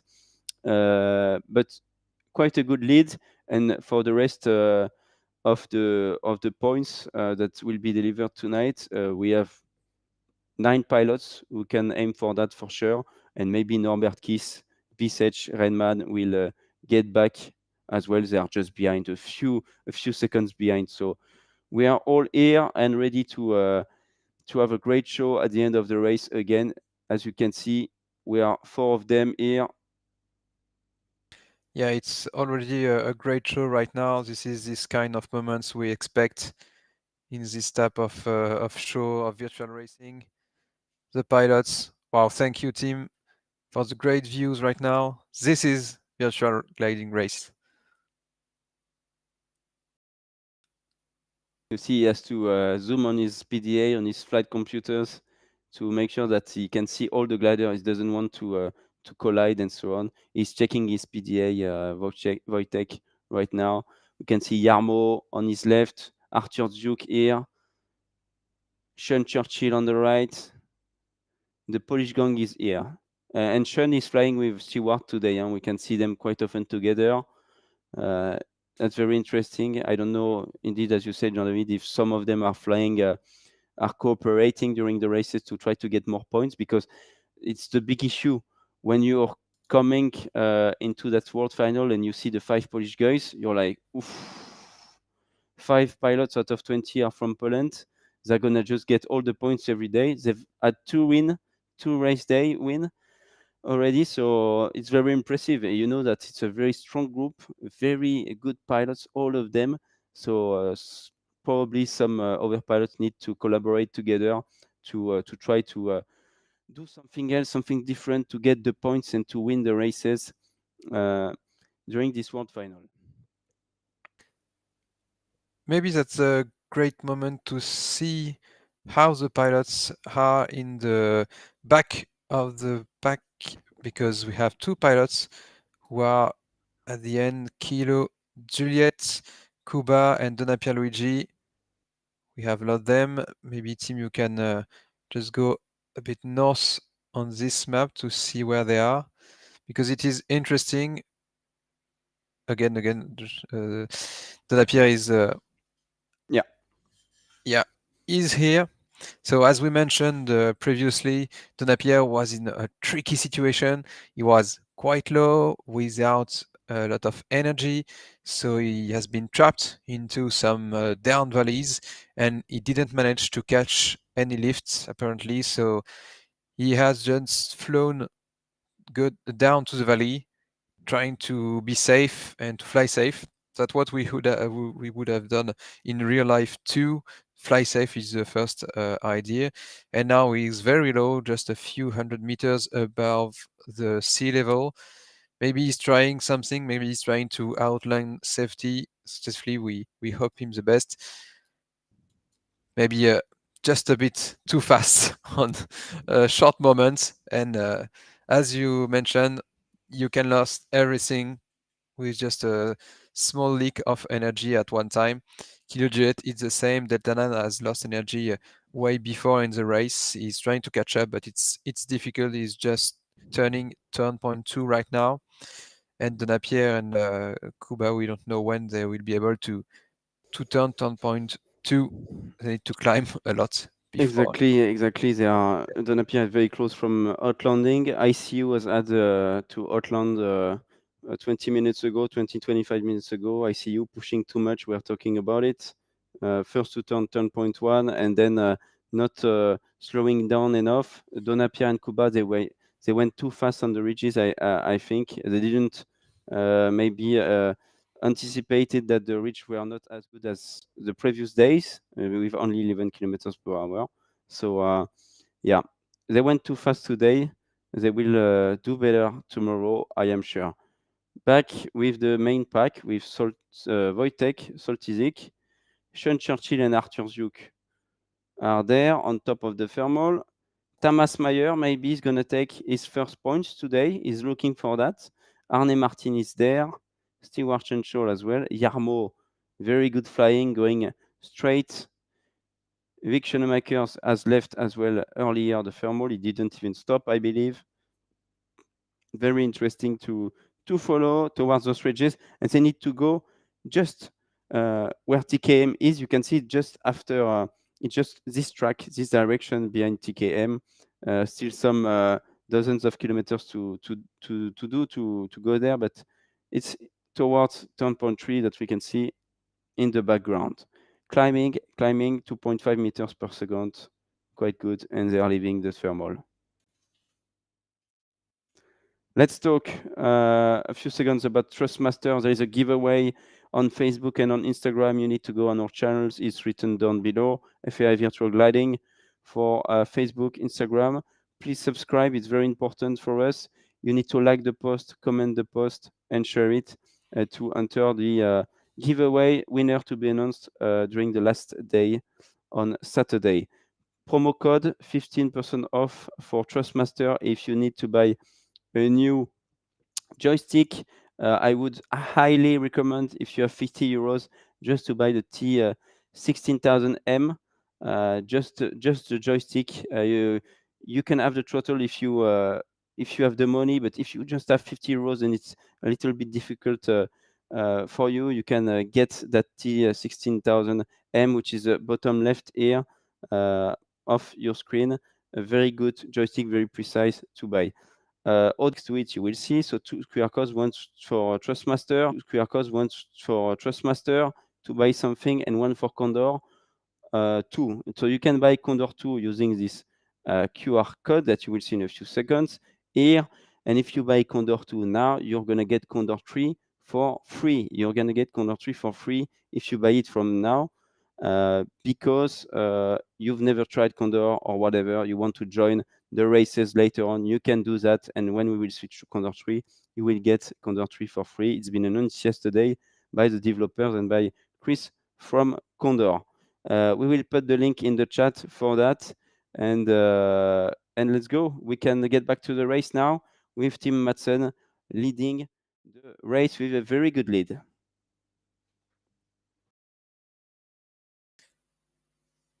Yeah, he's calm now. He has crossed the valley that we were speaking about as the other pilots. Calmly, he has lost a lot of altitude, but it's quite normal because he hasn't found any good lift until the ridges. There are some cumulus clouds, but pilots are going straight. They are trying to find a path along the ridges, which can be seen right there. Finding energy lines is important because when you are going to a turn point or to an airport, something like that, with the same path, just a few kilometers right or left, you can find a better line of energy. And in the long distances like that, going into great energy lines can give you a little bit of potential energy, but a bit of potential in addition at the end of this way can make the difference. So they need to find and to look for the best way to run fast to turn points. That's what Yarmo tried here. He went to the most abrupt ridges here. As you mentioned in the yesterday's race, I think he's at the good position, maybe just a bit too high to find the best energy of the mountain, but he's well placed right now. He's really well placed. Yeah. Yarmo has done a very good job. Sean Churchill is always there as well. So, as I said, pretty consistent flying, pretty good over the races so far. I love those landscapes in this ridge. Honestly, it's absolutely beautiful. And Carrara, that we talked about a few days ago, is just on the left there, just towards the sea. It's amazing. The light gray, light marble that you can see there. It's those mountains that produce the great marble from Italy for the architecture and so on. Amazing place to go if you go to Italy in this region in real life. Go there. It's really beautiful to visit and to have a look. Arne Martin Guttler with Arthur Duke, Vic Schoenemakers a little bit below. Voschetz Wojtek Soltyzik is there as well. Arne Martin stopping. He's trying to take something because there is a nice cumulus cloud and the ridge. So he's like, okay, let's try. Maybe it's a thermodynamic here and I can get a good one.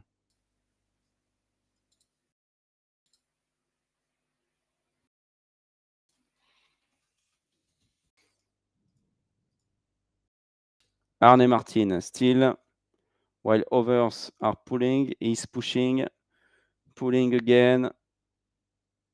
Let's continue. Thomas Meyer, good flying. He's gonna stop here. He has a thermal and Arne Martin as well. So be careful, guys. They are going in the wrong directions. They need to decide if they want to turn left or right. But that's very difficult when you are competing like this with such a high level. Every second count, and going to the other side means you will lose probably 20 seconds. So they are stopping. They're like, okay, I'm gonna just go. Arne keeps this one, and Thomas is going because he was probably like, it's quite unsafe. I need to leave here. It's okay. I prefer to leave than to get into a media collision and have the race stopped for me. Today we can see the sea on the left, beautiful Mediterranean Sea, obviously. Yeah, it was a great mindset to leave, because here in virtual, our lives are not in danger. So maybe we could take some more dangerous decision, but as we are in the organization, we ask the pilots to fly safe, even if they are in virtual. We ask them to have the same behavior as in real life. This is what we've seen right now. So this is very great to see that this type of behavior. Speaking about Thrustmaster again, just a second. So we've sent the link into the chat. So don't forget to click just to have a look at their products. This is a great link for us. So Thrustmaster are counting the different links. So if you want to help us to be known by different sponsors, just click, have a look at the shop. It's very interesting products, and it will help us a lot. Just to say, we don't get any money from Toastmaster. Just to make sure. And when you click and when you buy, we don't get anything from that. But it's a good, very good partner for the future, I believe. And if you go with that, we know that it's good joysticks that will last for some years for sure. So you can go you can close your eyes and go for that. We wouldn't recommend that otherwise. And we hope that those 15% will help you to get the setup that you need to start virtual gliding or to improve your setup. So try, if you have the money to get something cool, to join us and to fly with us. Just go for it. We highly recommend it. Back to the race. Tim Madsen still leading right now at turn point 3, 2,000 meters, 200 kilometers per hour in his Ventus 3, 18 meters.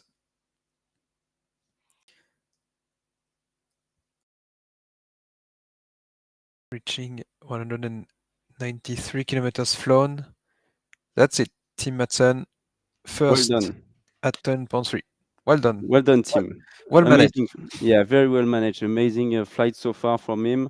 Just leading the race, keeping cool, his head cool, calming down, and just going for turn point 4. He needs to cross those mountains again, as you can see, and the north is coming from the wind. Sorry, is coming from the north. You can see again the socket here on top left of your screen, showing the wind direction against those ridges, and you will have to cross it. But indeed, the wind is only 11 kilometers today per hour, so it's quite okay. It's quite okay. It's quite safe to cross those ridges.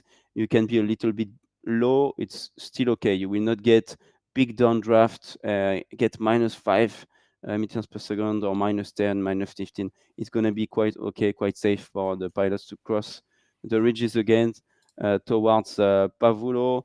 So it's more or less the last leg for him, because then the last ones are 15 kilometers long. It's just the final turn points to turn you towards Pavullo's airfield to line up with the runway and so on. So it's going to be very interesting.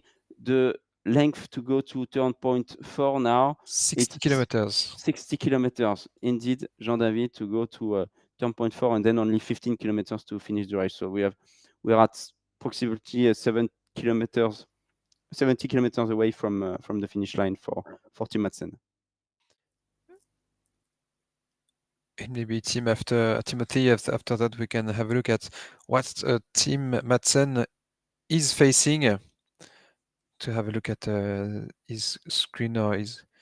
Okay, thank you very much. So right now we can see the wedges perpendicular to this direction to turn point 4.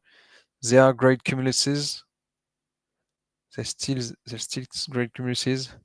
A dying one there. But he needs to climb to cross the ridges and to fly as straight as he is doing right now. I have some bad news for the French followers. Donapierre is outlanded now, and he's sending me a few messages. He's just telling me that he's pushed maybe a little bit too much. He tried to fight as much as he could, but yeah, today was not his day again. And he will keep fighting until the end of the event to get the points and to try to get the best overall ranking that he can get. So he will continue to push until the end. He's keeping a good mindset, and he's very happy for Team Madsen, who is leading. He was next to him in the thermal, and he just rushed instead of staying with Team. So yeah, he should have stayed probably with Team at that moment of the race. Team is now sailing towards the first place in front of everyone. Back in the race, where are we, Jean-David? We are approaching turn point 3 with Sean Churchill. Sean is now at the second position on this fourth race of the second FAI Virtual Sailplane Grand Prix. He has a lot of pressure on him because behind him there are a lot of great pilots with the same speed and with some same altitude. And right now, Sean Churchill turning turn point 3 in second position. Great flight, Sean. Well done, 75 kilometers to go for you, Sean. Same for you, Wojtek, going for the third place today. Wow, those guys are just leading the championship now. It's crazy. Same for Yarmo. He's there going for And the Tamas points. Myers too. Tamas, really happy for you, Tamas. He's missed the first Exactly. 2 races, unfortunately, so he couldn't get the points earlier due to work issues, last minute issues. So he's pretty happy to be able to race for the rest of the week. Tamas, very happy for him if he scores some points tonight. And we have Arne Martin always there in the loop to get some good points.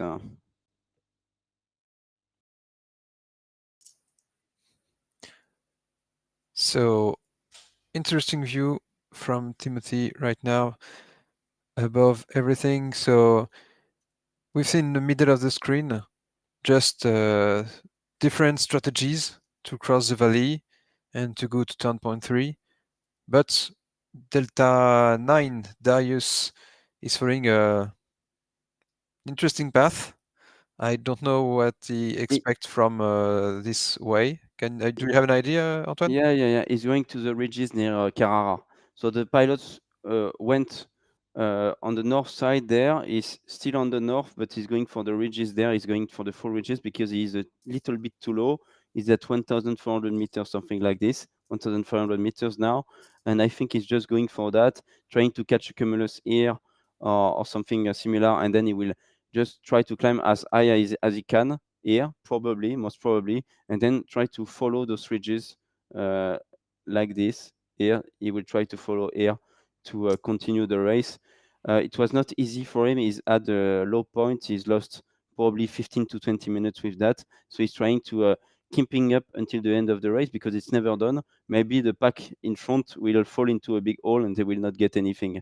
It can happen, a big mistake like this. So in a race when everything is tight, this can happen, even with top pilots. So he's just holding up and trying to finish the race, to try to get some points at the end of the day. Witold Rozak, quite interesting because now he's falling behind. He was really in the leading pack 20-30 minutes ago, and now he's a little bit behind Witold. He's gonna have to push a little bit more to get into the points for sure tonight. Same for Ben Fest, a little bit difficult as well. Ben is at 1,853 meters, so that's quite good still. But you can see TKM in front is climbing already 2,100 meters. So he has such a big lead now. Arthur Duke is pushing quite a lot. Arthur, 1,600 meters.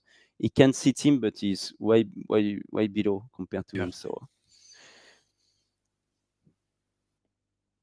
interesting view from the 2D, and you can see really well the ridges, where the wind is coming from, and you can try to imagine yourself what's happening. Darius, he didn't manage to climb here, so he's going for the full ridges. He went a little bit too far because probably there was a cumulus here. Probably was aiming for something right here, and he didn't find what he wanted to have. So that's bad, unfortunate for him. I hope as well he will get into the points either today or in the coming races. I don't want to have anyone with 0 points at the end of the week. I don't want that. Okay, so we will see, because we've had long discussions within Sailplane Grand Prix to talk about the 0 point club, we call it, when you have pilots who come for a week to race, and at the end of the week they don't get any points, and there is a lot of frustration in them. But that's the beauty of the sport as well. The scoring is very different to other type of racing in gliding. So they need to accept that Sailplane Grand Prix is very different, and it's only the position that does count. Today, in the real Sailplane Grand Prix, only 120 kilometers and 1 hour of race, more or less, and you get 10 points if you're the winner. Stefan Langer got 10 points. And tomorrow, maybe there are 300 kilometers, a very difficult race, much more difficult than when it was today for Stefan. He said it during the interviews, that he felt it easy for him because he was high, always high, and so on, just like what team is doing now. And tomorrow the winner is going to get 10 points again, and the day after 10 points. You're not going to get more because it was easier or harder. We don't give you points for your performance. We give you points because of your position at the end of the day. What we want is you to arrive first or second or third, and it doesn't matter the performance and how good you were, and if you turn 10.1 first or whatever. What counts is, at the end of the day, who's crossing the line first.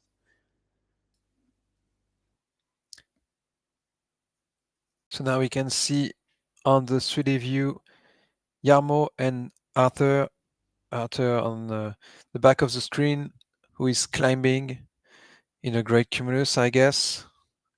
It was a bit lower than the other pilots, but right now this lift makes him way higher than before, and he is managing and is preparing the way to go through these ridges, just as the other contenders right now. Arne Martin with Vic Schoenemakers. They are trying to find some lift before going straight to turn point 4. Thomas Meyer is playing, is attacking. He needs points. 0 points scored right now. So he's trying to go straight to the ridges, go through, and finding maybe a better cumulus, a better lift after that. Thomas Meyer, just next to those ridges here. You can see turn point 4, quite far away behind those mountains here, going at 207 kilometers per hour. He really wants to get some points. He was ready for the event. He told me he prepared and so on. He was ready. He needs to get those points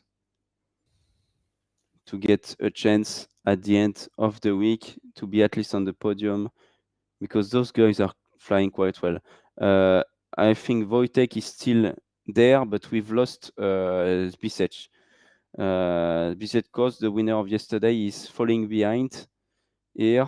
So it's going to be interesting. I think Wojtek has a good lead to take the lead of the overall results tonight, probably followed by Tim Madsen. We will have a look. Sean Churchill is still there.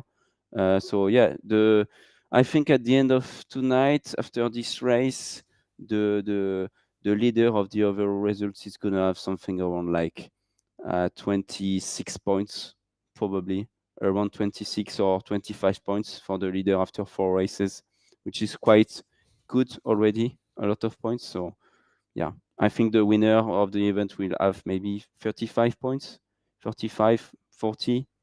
We will see, because the the the more we're gonna go into the races, the harder it's gonna be, because everyone will fight more and more and more, will take more risk. So really looking forward to that, with the tension rising every single day. Sean Churchill, be careful, Sean, with the cloud penalties, because as you can see, you're flying quite close to the ceiling. Yeah, so now he's pushing and he's leaving, probably. Yeah, that's it. He needs to go. Don't take any risk, because then it's a penalty, a very big penalty. And I think they understood that. We've had a chat today about it, and we cannot do anything about it. Just stop 50 meters, 100 meters before the ceiling, not to be in the clouds and to avoid penalties. It's for safety reasons that they cannot fly in the clouds. We don't want to see that. Sean Churchill, very, very good pilot, telling it for the third time tonight, probably. Yeah. Very good skills. Yeah, he's really consistent. It's crazy to witness. I'm very happy for you. For him, sorry. I'm very happy for you as well, Jean-David. Huh? Don't. Thank you very much. Appreciate. Do we have some questions on the chat? Yeah, I was looking to it. So Chris on the FAI channel asked if they use rudder pedals in Condor 2, or it's just the auto rudder anyway, better, less, lose less, more perfectly flying. So most of the pilots are using rudders. It's more precise, and you have more ability to do whatever you want with a glider when you are flying. The auto rudder does not allow to manage and to control your glider as you want. So they do use it. We do an interview with some of them, and they showed us their stuff, and they have some rudder pedals. It's very important. We have some message to encourage Tim. He needs it. He needs to be. Thanks for this great flight. It's not for you, Timothée, working in the background there. It's not. It's not for Also, the it's also procedure. for you. Maybe it's for you. Maybe it's for you. Maybe it's for you. No, we are very, very proud of both teams tonight. Yanni say, very good, Yarmo. Just a little hurry up. You're the best. Thank you to encourage them. Please feel free to send us a message for all the pilots you want to see on the podium tonight. TKM also almost on final glide, say Julien. Yes, it is. So the overall task today is 270 kilometers. I didn't catch up the information. Did you see how many kilometers does the team have flown? 227. 227 kilometers and so he needs to do 43 kilometers at least. So indeed, he's almost on final glide. He's at 1,800 meters. He still needs to take at least one thermal, probably, because he's just 1,000 above and needs to do 40 kilometers. So it's not enough yet to fly at 200 kph or 180 kilometers per hour, whatever. So he needs to take at least one more after the ridges, or just a little. Oh, okay. Apparently, stopping to take one. So maybe the last one for Team today for race 4 of this second FAI Virtual Sailplane Grand Prix. The pack is just behind him, rushing to get the points because Vitold and Ben are neck to neck here, and they cannot get into that leading pack yet. Yeah, you see between team in the front and the contenders right now, we have 11 pilots. So everything is playing in this group. So anyone can get a point with a small decision, a small second right now. There are key moments for these pilots. Arthur, Tamas, Sean, Arne, Martin, David Redman, Yarmo, and the others fight for points. Good racing, very good racing. Sean Churchill here, 2,100 meters. Very good. Maybe we can have a look quickly at Benfest and Vitold, who are trying to rejoin the leading pack. There, yeah, they are behind for sure, a little bit higher than Norbert, but that's gonna be tight. They can aim for 1, 2, or 3 points if it goes like this, because I don't see this leading group falling so much before the end of the race. So they will need to hang up to get those points. They're gonna push for sure until the end together. Vitold is there, very good in his GS3. We have Ben a little bit behind, and who's below? It's Mihai Knos from Hungary, who that we've seen at the beginning of the race there. Mihai, he did a good start of the race, honestly. So yeah, he still needs to improve a bit. He's got 5 points on the overall scoring, so that's already quite some points. But he needs to get a very good performance on one day to climb on top of that overall ranking. Stewart Henschel is there, the British pilot, and pushing again after the thermal. He's got this energy and he's going to turn point 4. Tim Madsen still moving forward. Arne Martin is there with us, 220 kilometers per hour. As you can see, they fly fast. Arne Martin is in quite a good position. He's above Arthur Duke, above Wojtek. Sean, very well placed for the second place now. So very interesting. They are all together, but some of them have a slight advantage over the others. I think they will want to stop under these clouds that we can see. The first one, Sean is going to stop first, I believe, if there is something good. If there isn't, he needs to continue. That's okay for him, but for the others below, that might be a good reason to not stop and to continue. If it's just 2 meters, 2.5 meters, just go, leave them with the bad one, and try to get a good one in front. You take a small risk, but if they don't stop because they've seen you going for the next one, they might want to continue and go for the next one, and maybe you can try to make them outland and lose all the points of the day. That's a big tactic to use. That's a very big tactic to use. That's quite often used in world championships. Sean pulling very hard in front of the screen to take something. Arne Martin behind. So Arthur Sean, Duke will continue. No. Continue. Sorry. should Yeah. continue. They will.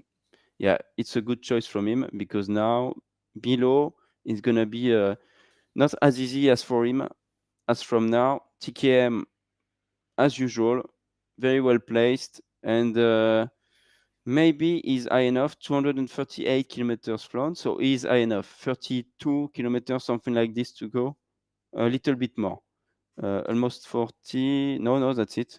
270, correct. So just 30 kilometers to go for Tim, and he has 1,000 meters to spend to do that. So he's high enough. He's just taking some lift on the final glide. We can see Halil Karoglu here on the chat from Tim Madsen. Brilliant team, very good flying. Alex Holzwilder saying well done team as well. So a lot of good comments on Tim Madsen's live streaming, very well flown today. Wow, what a lead. You can see that on the Yeah, PDA. It's just crazy what a lead he has tonight. Uh, exactly. crazy race. He has anticipated, yeah, uh, everything that would happen with those ridges when they had to cross the big mountain. Yeah, he has anticipated everything there. So it's amazing. Very good flying from Yeah, his side. it is very interesting to see that everything has been set since the first turn point. It is when he turned first turn point that he took a strong decision, and it had an impact on all the race. And now he's very calm. For information, so Tim stopped at the lift where Sean and the other pulled very hard. He stopped.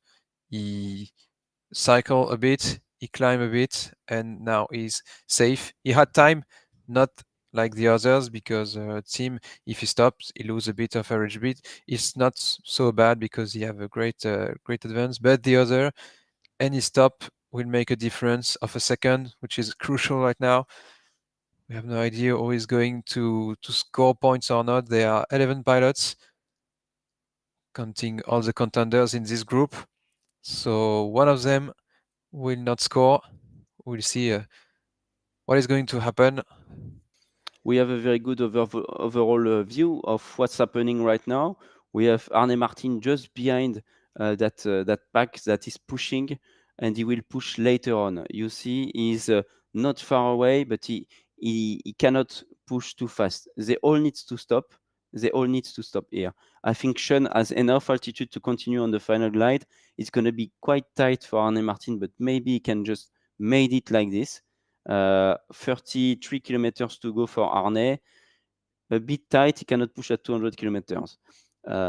He will need to reduce his speed drastically to be able to join Pavullo at the correct altitude. Sean may stop here. I think he has enough to continue, but maybe not to continue at 220 kilometers. So yeah, it's quite interesting to witness what Sean will do in the next seconds. I think he's just pulling to take the energy and continue. Yeah, that's it. I would do the same. I would do the same. This is very interesting because Sean tried one or two cycles, but he didn't stop. The others did a very strong turn to try this lift too, but it wasn't a good idea. So they just lost time. It was a great maneuver from Sean, maybe. Yeah, but I think they need to stop, Yeah, and it's one of the last options for them. So I would stop whatever happens here because if there are no option in front, I'm yeah, stopping and I'm just accepting the fact that it's not the best one, and maybe that's where Benfest and Vitold can come back in the race to grab more points than what we expect tonight. Tim Madsen is crossing turn point 4 tonight, and afterwards we have the reporting point turn point 5, 51 Mirage in front of us before joining Pavullo. Is 15 kilometers away from the finish line, leading the race properly. We can say that.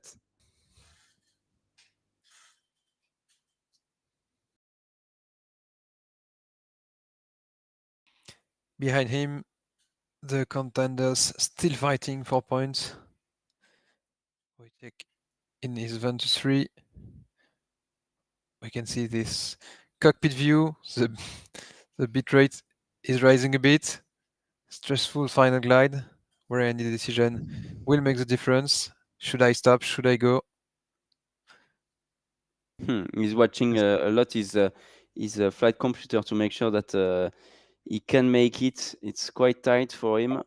He's not on the glide yet. Huh? He's Yeah. still looking for a good variometer and so on. He's at 1200 meters, so that's not enough. He needs to be in 20 kilometers away at 850, so that's not enough. He needs to stop, huh, like the others. Maybe we can go back to the view with Arne Martin or with Yeah. Ben and Vitold later, just to have a big overall view of the contenders that are behind for the podium places. Here, I think Sean is gonna be second. Arne Martin is there as well. Yes, Thomas Mayer is a little bit too low. He will need to get some altitude. Wojtek is going to cross turn point 4 all together with them. Jarmo Go on, Jarno, from the chat, as usual.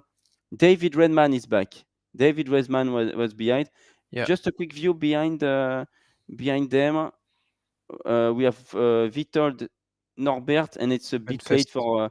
for Benfest and Bisech behind all of them.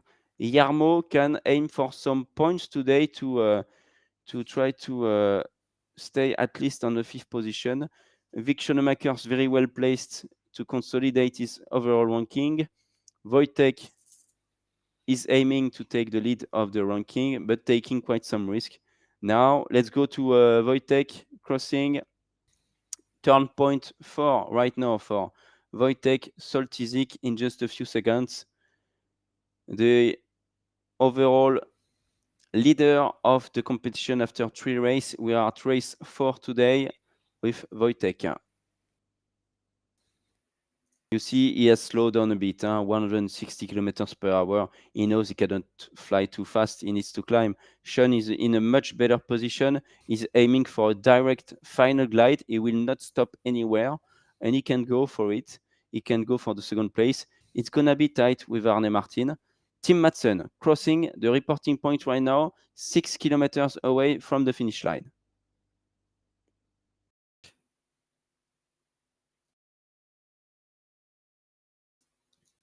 Sean Churchill is second here to cross the turn point 4, going for the reporting point.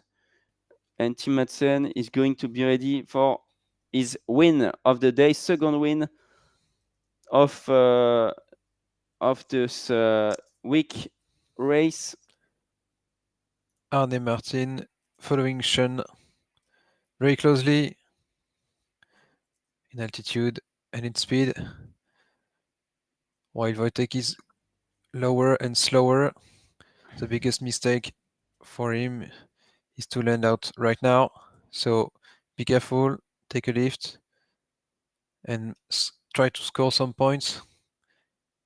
And Tim Madsen on the short final glide for the win. In a few seconds, he will cross the finish line in first position.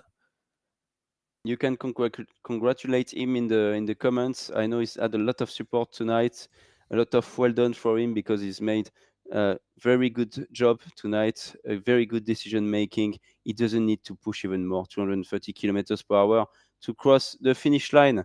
Well done, Tim, for this amazing race tonight. Well done. Race winner on race 4, second win for Tim Madsen during this incredible competition that we have. What a race. We can stay with him for a few seconds. Wow, what a race. A great winner tonight, Jean-David. Yeah, it was impressive just after turn point 1. Amazing decision to fly safe, fly high to avoid being stuck in the ridges and to have a lot of decision to make a lot of options. It was a clever idea, but he needs to be strong to follow it until the end, and he managed it very, very well. So a lot of strong skills that made him a great pilot.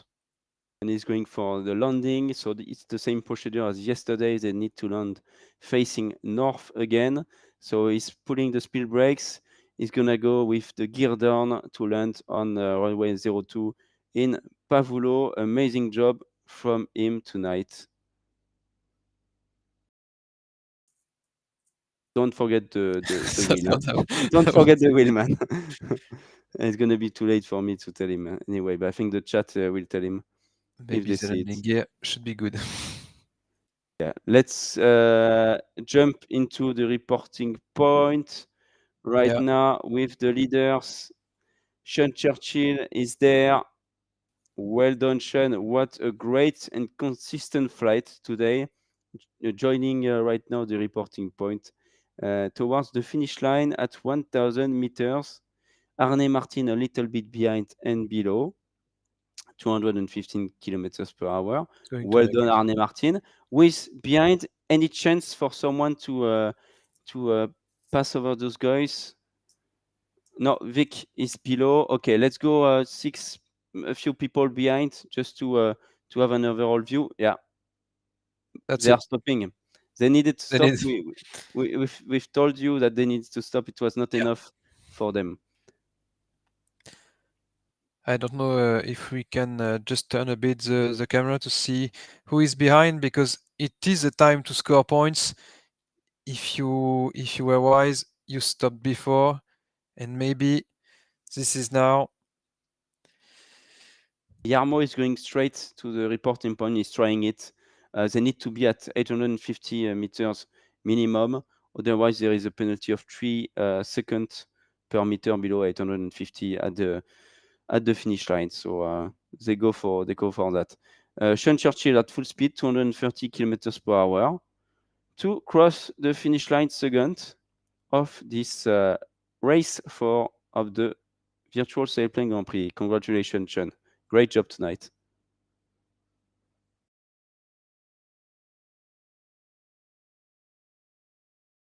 Great job. He's gonna pull again to get back to 850. We know that. He wanted to make sure no one would beat him on the line. Congratulations, Sean. From the UK, great racing. Arne Martin securing the third place for tonight, the podium. We will have a look with the penalties at the penalties later on, but I think it's quite good and they are all happy with tonight's race. Vic Schoenemakers back in the game. Finally, well done, Vic. Pushing 180 kilometers. He cannot do so much and push much more than that because he needs to be 850 meters at the finish line. So yeah, securing a fourth place, very well done from him. He's gonna get tonight with fourth place 6 points, meaning he's gonna get a total of 15 points after tonight, which is quite good, quite good. And maybe after that we will see the others, because someone comes from nowhere.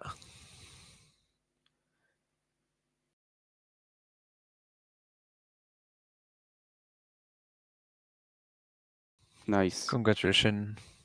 nice. Yarmo, the Yarmo fan is here. is here. Well done, Yarmo. Good show today. Again, very consistent. Not too much risk. Always in the leading pack. Ready to jump on a good opportunity. There was no very good opportunity for him tonight. Probably even better tomorrow. But that's the main point. He's scoring even more points tonight to consolidate his ranking overall. So very good flying, Yarmo, once again. Very good tactician, we can see. Wojtek trying to beat him on the line. He But was almost second, Wojtek, a few minutes ago. Almost second. And then Sean made a good job. And I think he just dropped down behind all of them.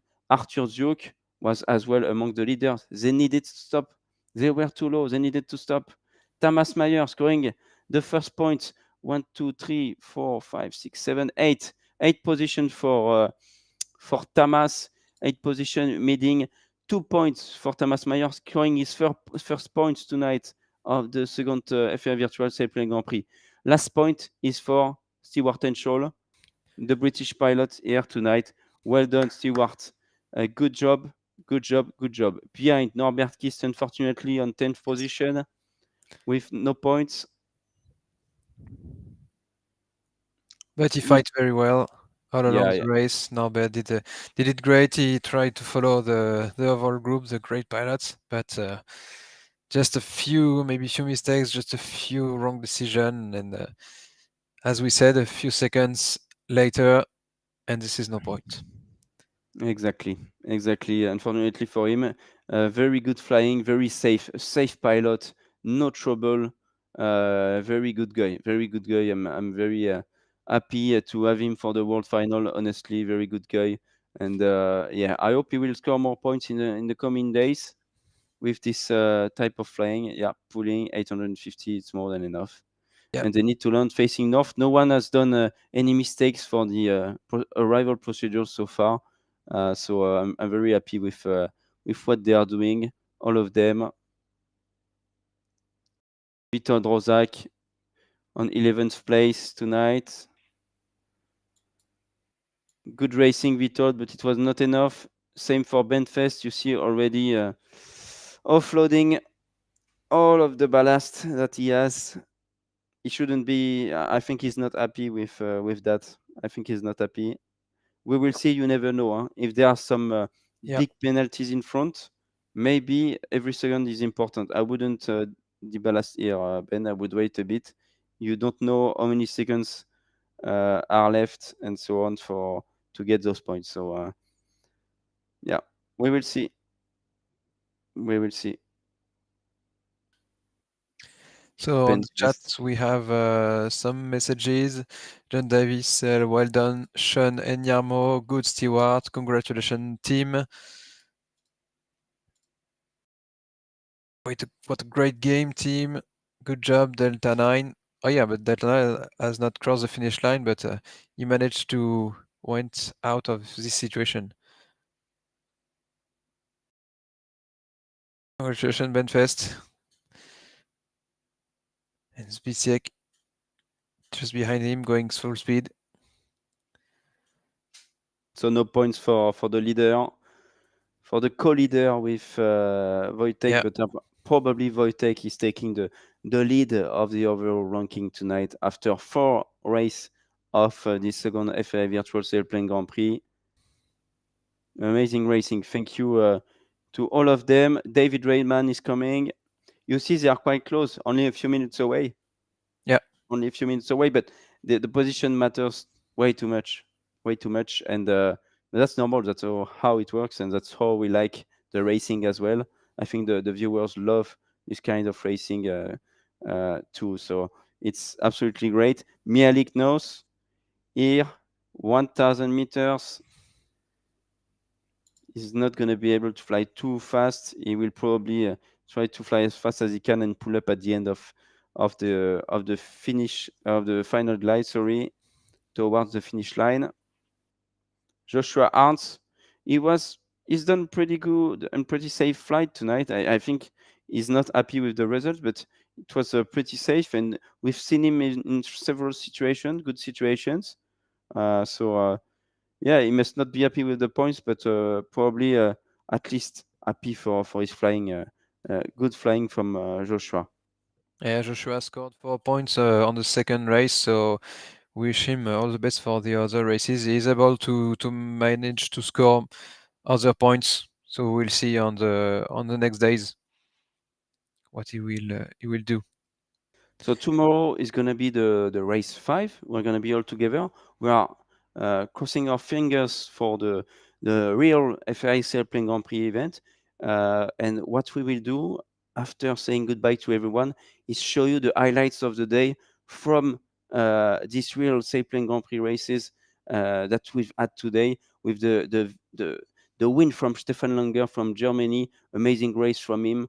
Beating Sebastian Kawa, Maximilian Seis, and other great pilots in Pavullo. So I'm saying goodbye to all of you. Thank you to all the pilots. Thank you, Jean-David and Timothée, for the production tonight.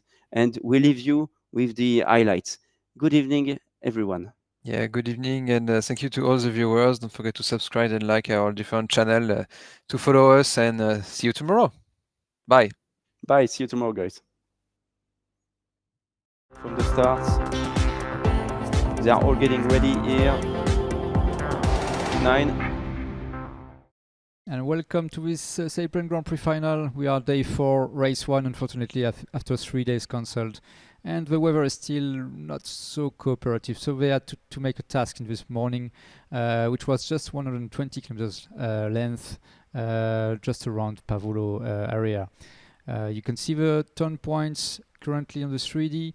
But before going to the full race, we will enjoy the commentaries from the grid with some pilots. So let's go to Claire for enjoying the pilots on the grid. How are you doing? I think like everybody a bit excited, but not that much. What will be your strategy? It's a very short race. What will be your strategy? Can I tell you this evening? I think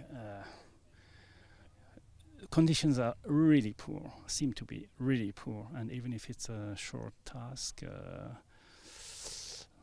story will be to remain as high as possible, I suppose. That is one point. So a bit conservative today. Really conservative, I think. Yeah, but at the same time, in Grand Prix, you cannot be too conservative. So yes, it's going to be exciting. Okay, we will follow you. Let's see what Stefan just ran away. Let's go to see if Stefan is back. Stefan, did you have time to enter your task B? Yeah. Can we ask you a few questions? Yeah. Mainly, what do you feel about a very short task? Yeah, the weather is not so good, so it's good to have a short task, and I would love to fly today, so I think there's no other chance to use this small window today with the weather. Let's see if it is possible. There are some cumulus clouds more in this direction, so the task B is in the better area, which is great. Yeah, looking forward to it. Short task mean no mistake possible. How are you dealing with that? At the end, you can just fly and try your best, and yeah, then we will see the result at the end. Okay, so you're not planning to be conservative. Usually I have a look at the others, what they are doing. If it's a good idea, I join them, and if I think it's not a good idea, then I will try to make my own route.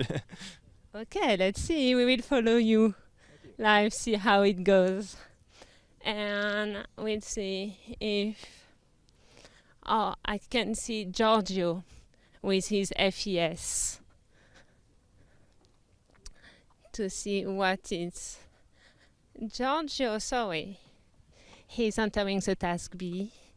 Yes, can we interrupt you a few seconds? Yes, change my task. Okay, I'm ready. What is your minimal cumulus base to go cross-country around here? I am not confident with the region, but I heard that the minimum is 1,400 meters over the sea, 1,500 meters. I heard from other pilots, local pilots. Do you know what we have now under that? I don't know what happens in the sky now. We will see flying. And it's a tricky day, very short. If you miss a thermal, you are at the last. And we will see. I try to do my best. So clearly a different mindset for the pilots you could see with Giorgio Galetto and Stefan Langer. Very different, and we are back with pilots. Just before the start, they are circling together, and you make a pretty nice and smooth start on the start line. First is Stefan Langer already with Giorgio Galetto, Yankee, and Eric Borgman leading the pack on the start line. Really, really nice start. Just on the leg one, way before the first turn point, we have already a spread with two groups of pilots. The right is Giorgio Galetto, making it really straight, and on the left is another group making a detour, but at the end it's not paying at all. Already Stefan Langer is leading the group on the left, and you can see the speed with Giorgio Galetto flying 190. Before turn point one, we have clearly two groups, and the group on the left will be really, really low in few minutes, and they have a pretty difficult day for the starts. The group on the right, they are together, and already Stefan Langer is higher, making a better glide on the first leg, and everybody else is below 200 meters. But we are now closing to a first turn point. On the second leg, still some problems for Yankee Oscar, John Gatfield and Sri Victor Tilo Ligaos, way behind and lower, and they have to gain altitude before crossing on the plateau. We are now closing to the second turn point and close to the airfield of Pavullo again. And clearly Stefan Langer made a long straight, reaching the area of Pavullo and getting a nice thermal close to the airfield, and all the packs chasing behind, joining him below.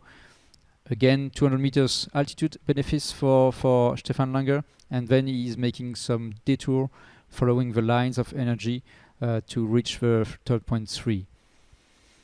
I think everybody behind will make the same idea to follow this detour on a bit on the south and following the lines of energy in the sky. And again, Stefan Langer has this kind of 200 meters advantage when he reaches the next turn points. So we are now close to the third turn point, and Stefan Langer is again leading. And there is two chasing groups, one on the left and one on the right of the screen. And the guys on the right will not have any advantage. And at one point, Mike Young and some guys, they gained a lot of altitude, 1,900 meters. And this is one of the key points for the final of the race. So Stefan Langer is now closing to turn point 4, chased by a group with Marek from Poland and Giorgio Galetto from Italy. But clearly he has an advantage, still with a lot of altitude extra, 200 meters. And he's now on the final glide for the turn point, control point, turn point 4, before reaching the final line. At one point, Sebastian Cabo is trying to push a lot and he's making his own on the right of the screen, but he's lower and lower and he has some difficulties. But clearly the fact that Mike Young was higher, even if he was a bit behind, he was able to reach back to Stefan Langer, and he was really close to reach Stefan Langer, but not enough to make a win. So Stefan Langer is the first, and we will have a talk with him just out of the cockpit with Claire for his impression from this race. Bravo and congratulations to Stefan. It was impressive. You take the lead really, really early on. How was it to know that you were on the lead and you keep it? It was nice, the first leg, because there were some nice cloud streets and I tried to really follow them as much as I could. The problem was we were only allowed to fly up to 1,600 meters in this area. So we had a small margin where we can fly and pull up and thermal and so on. And there it was better to just fly straight in the energy lines. You saw the others that were slowly catching up at the end. How was it? Yeah, I've seen them, but I thought I just need to try to stay up and see what the others are doing. At the end, at the Grand Prix, you only want to win or be before another. It's not the time in between is not a matter. It's only the position. So it was a game at the end with Mike Young, I think. Yeah. Thank you very much. It was a really good race, really fun to watch. Congratulations. Thank you very much. It was Stefan Langer who won the first race. And the winner of the first race in the 11th Sailplane Grand Prix World Finalist, Stefan Langer in Sierra Lima.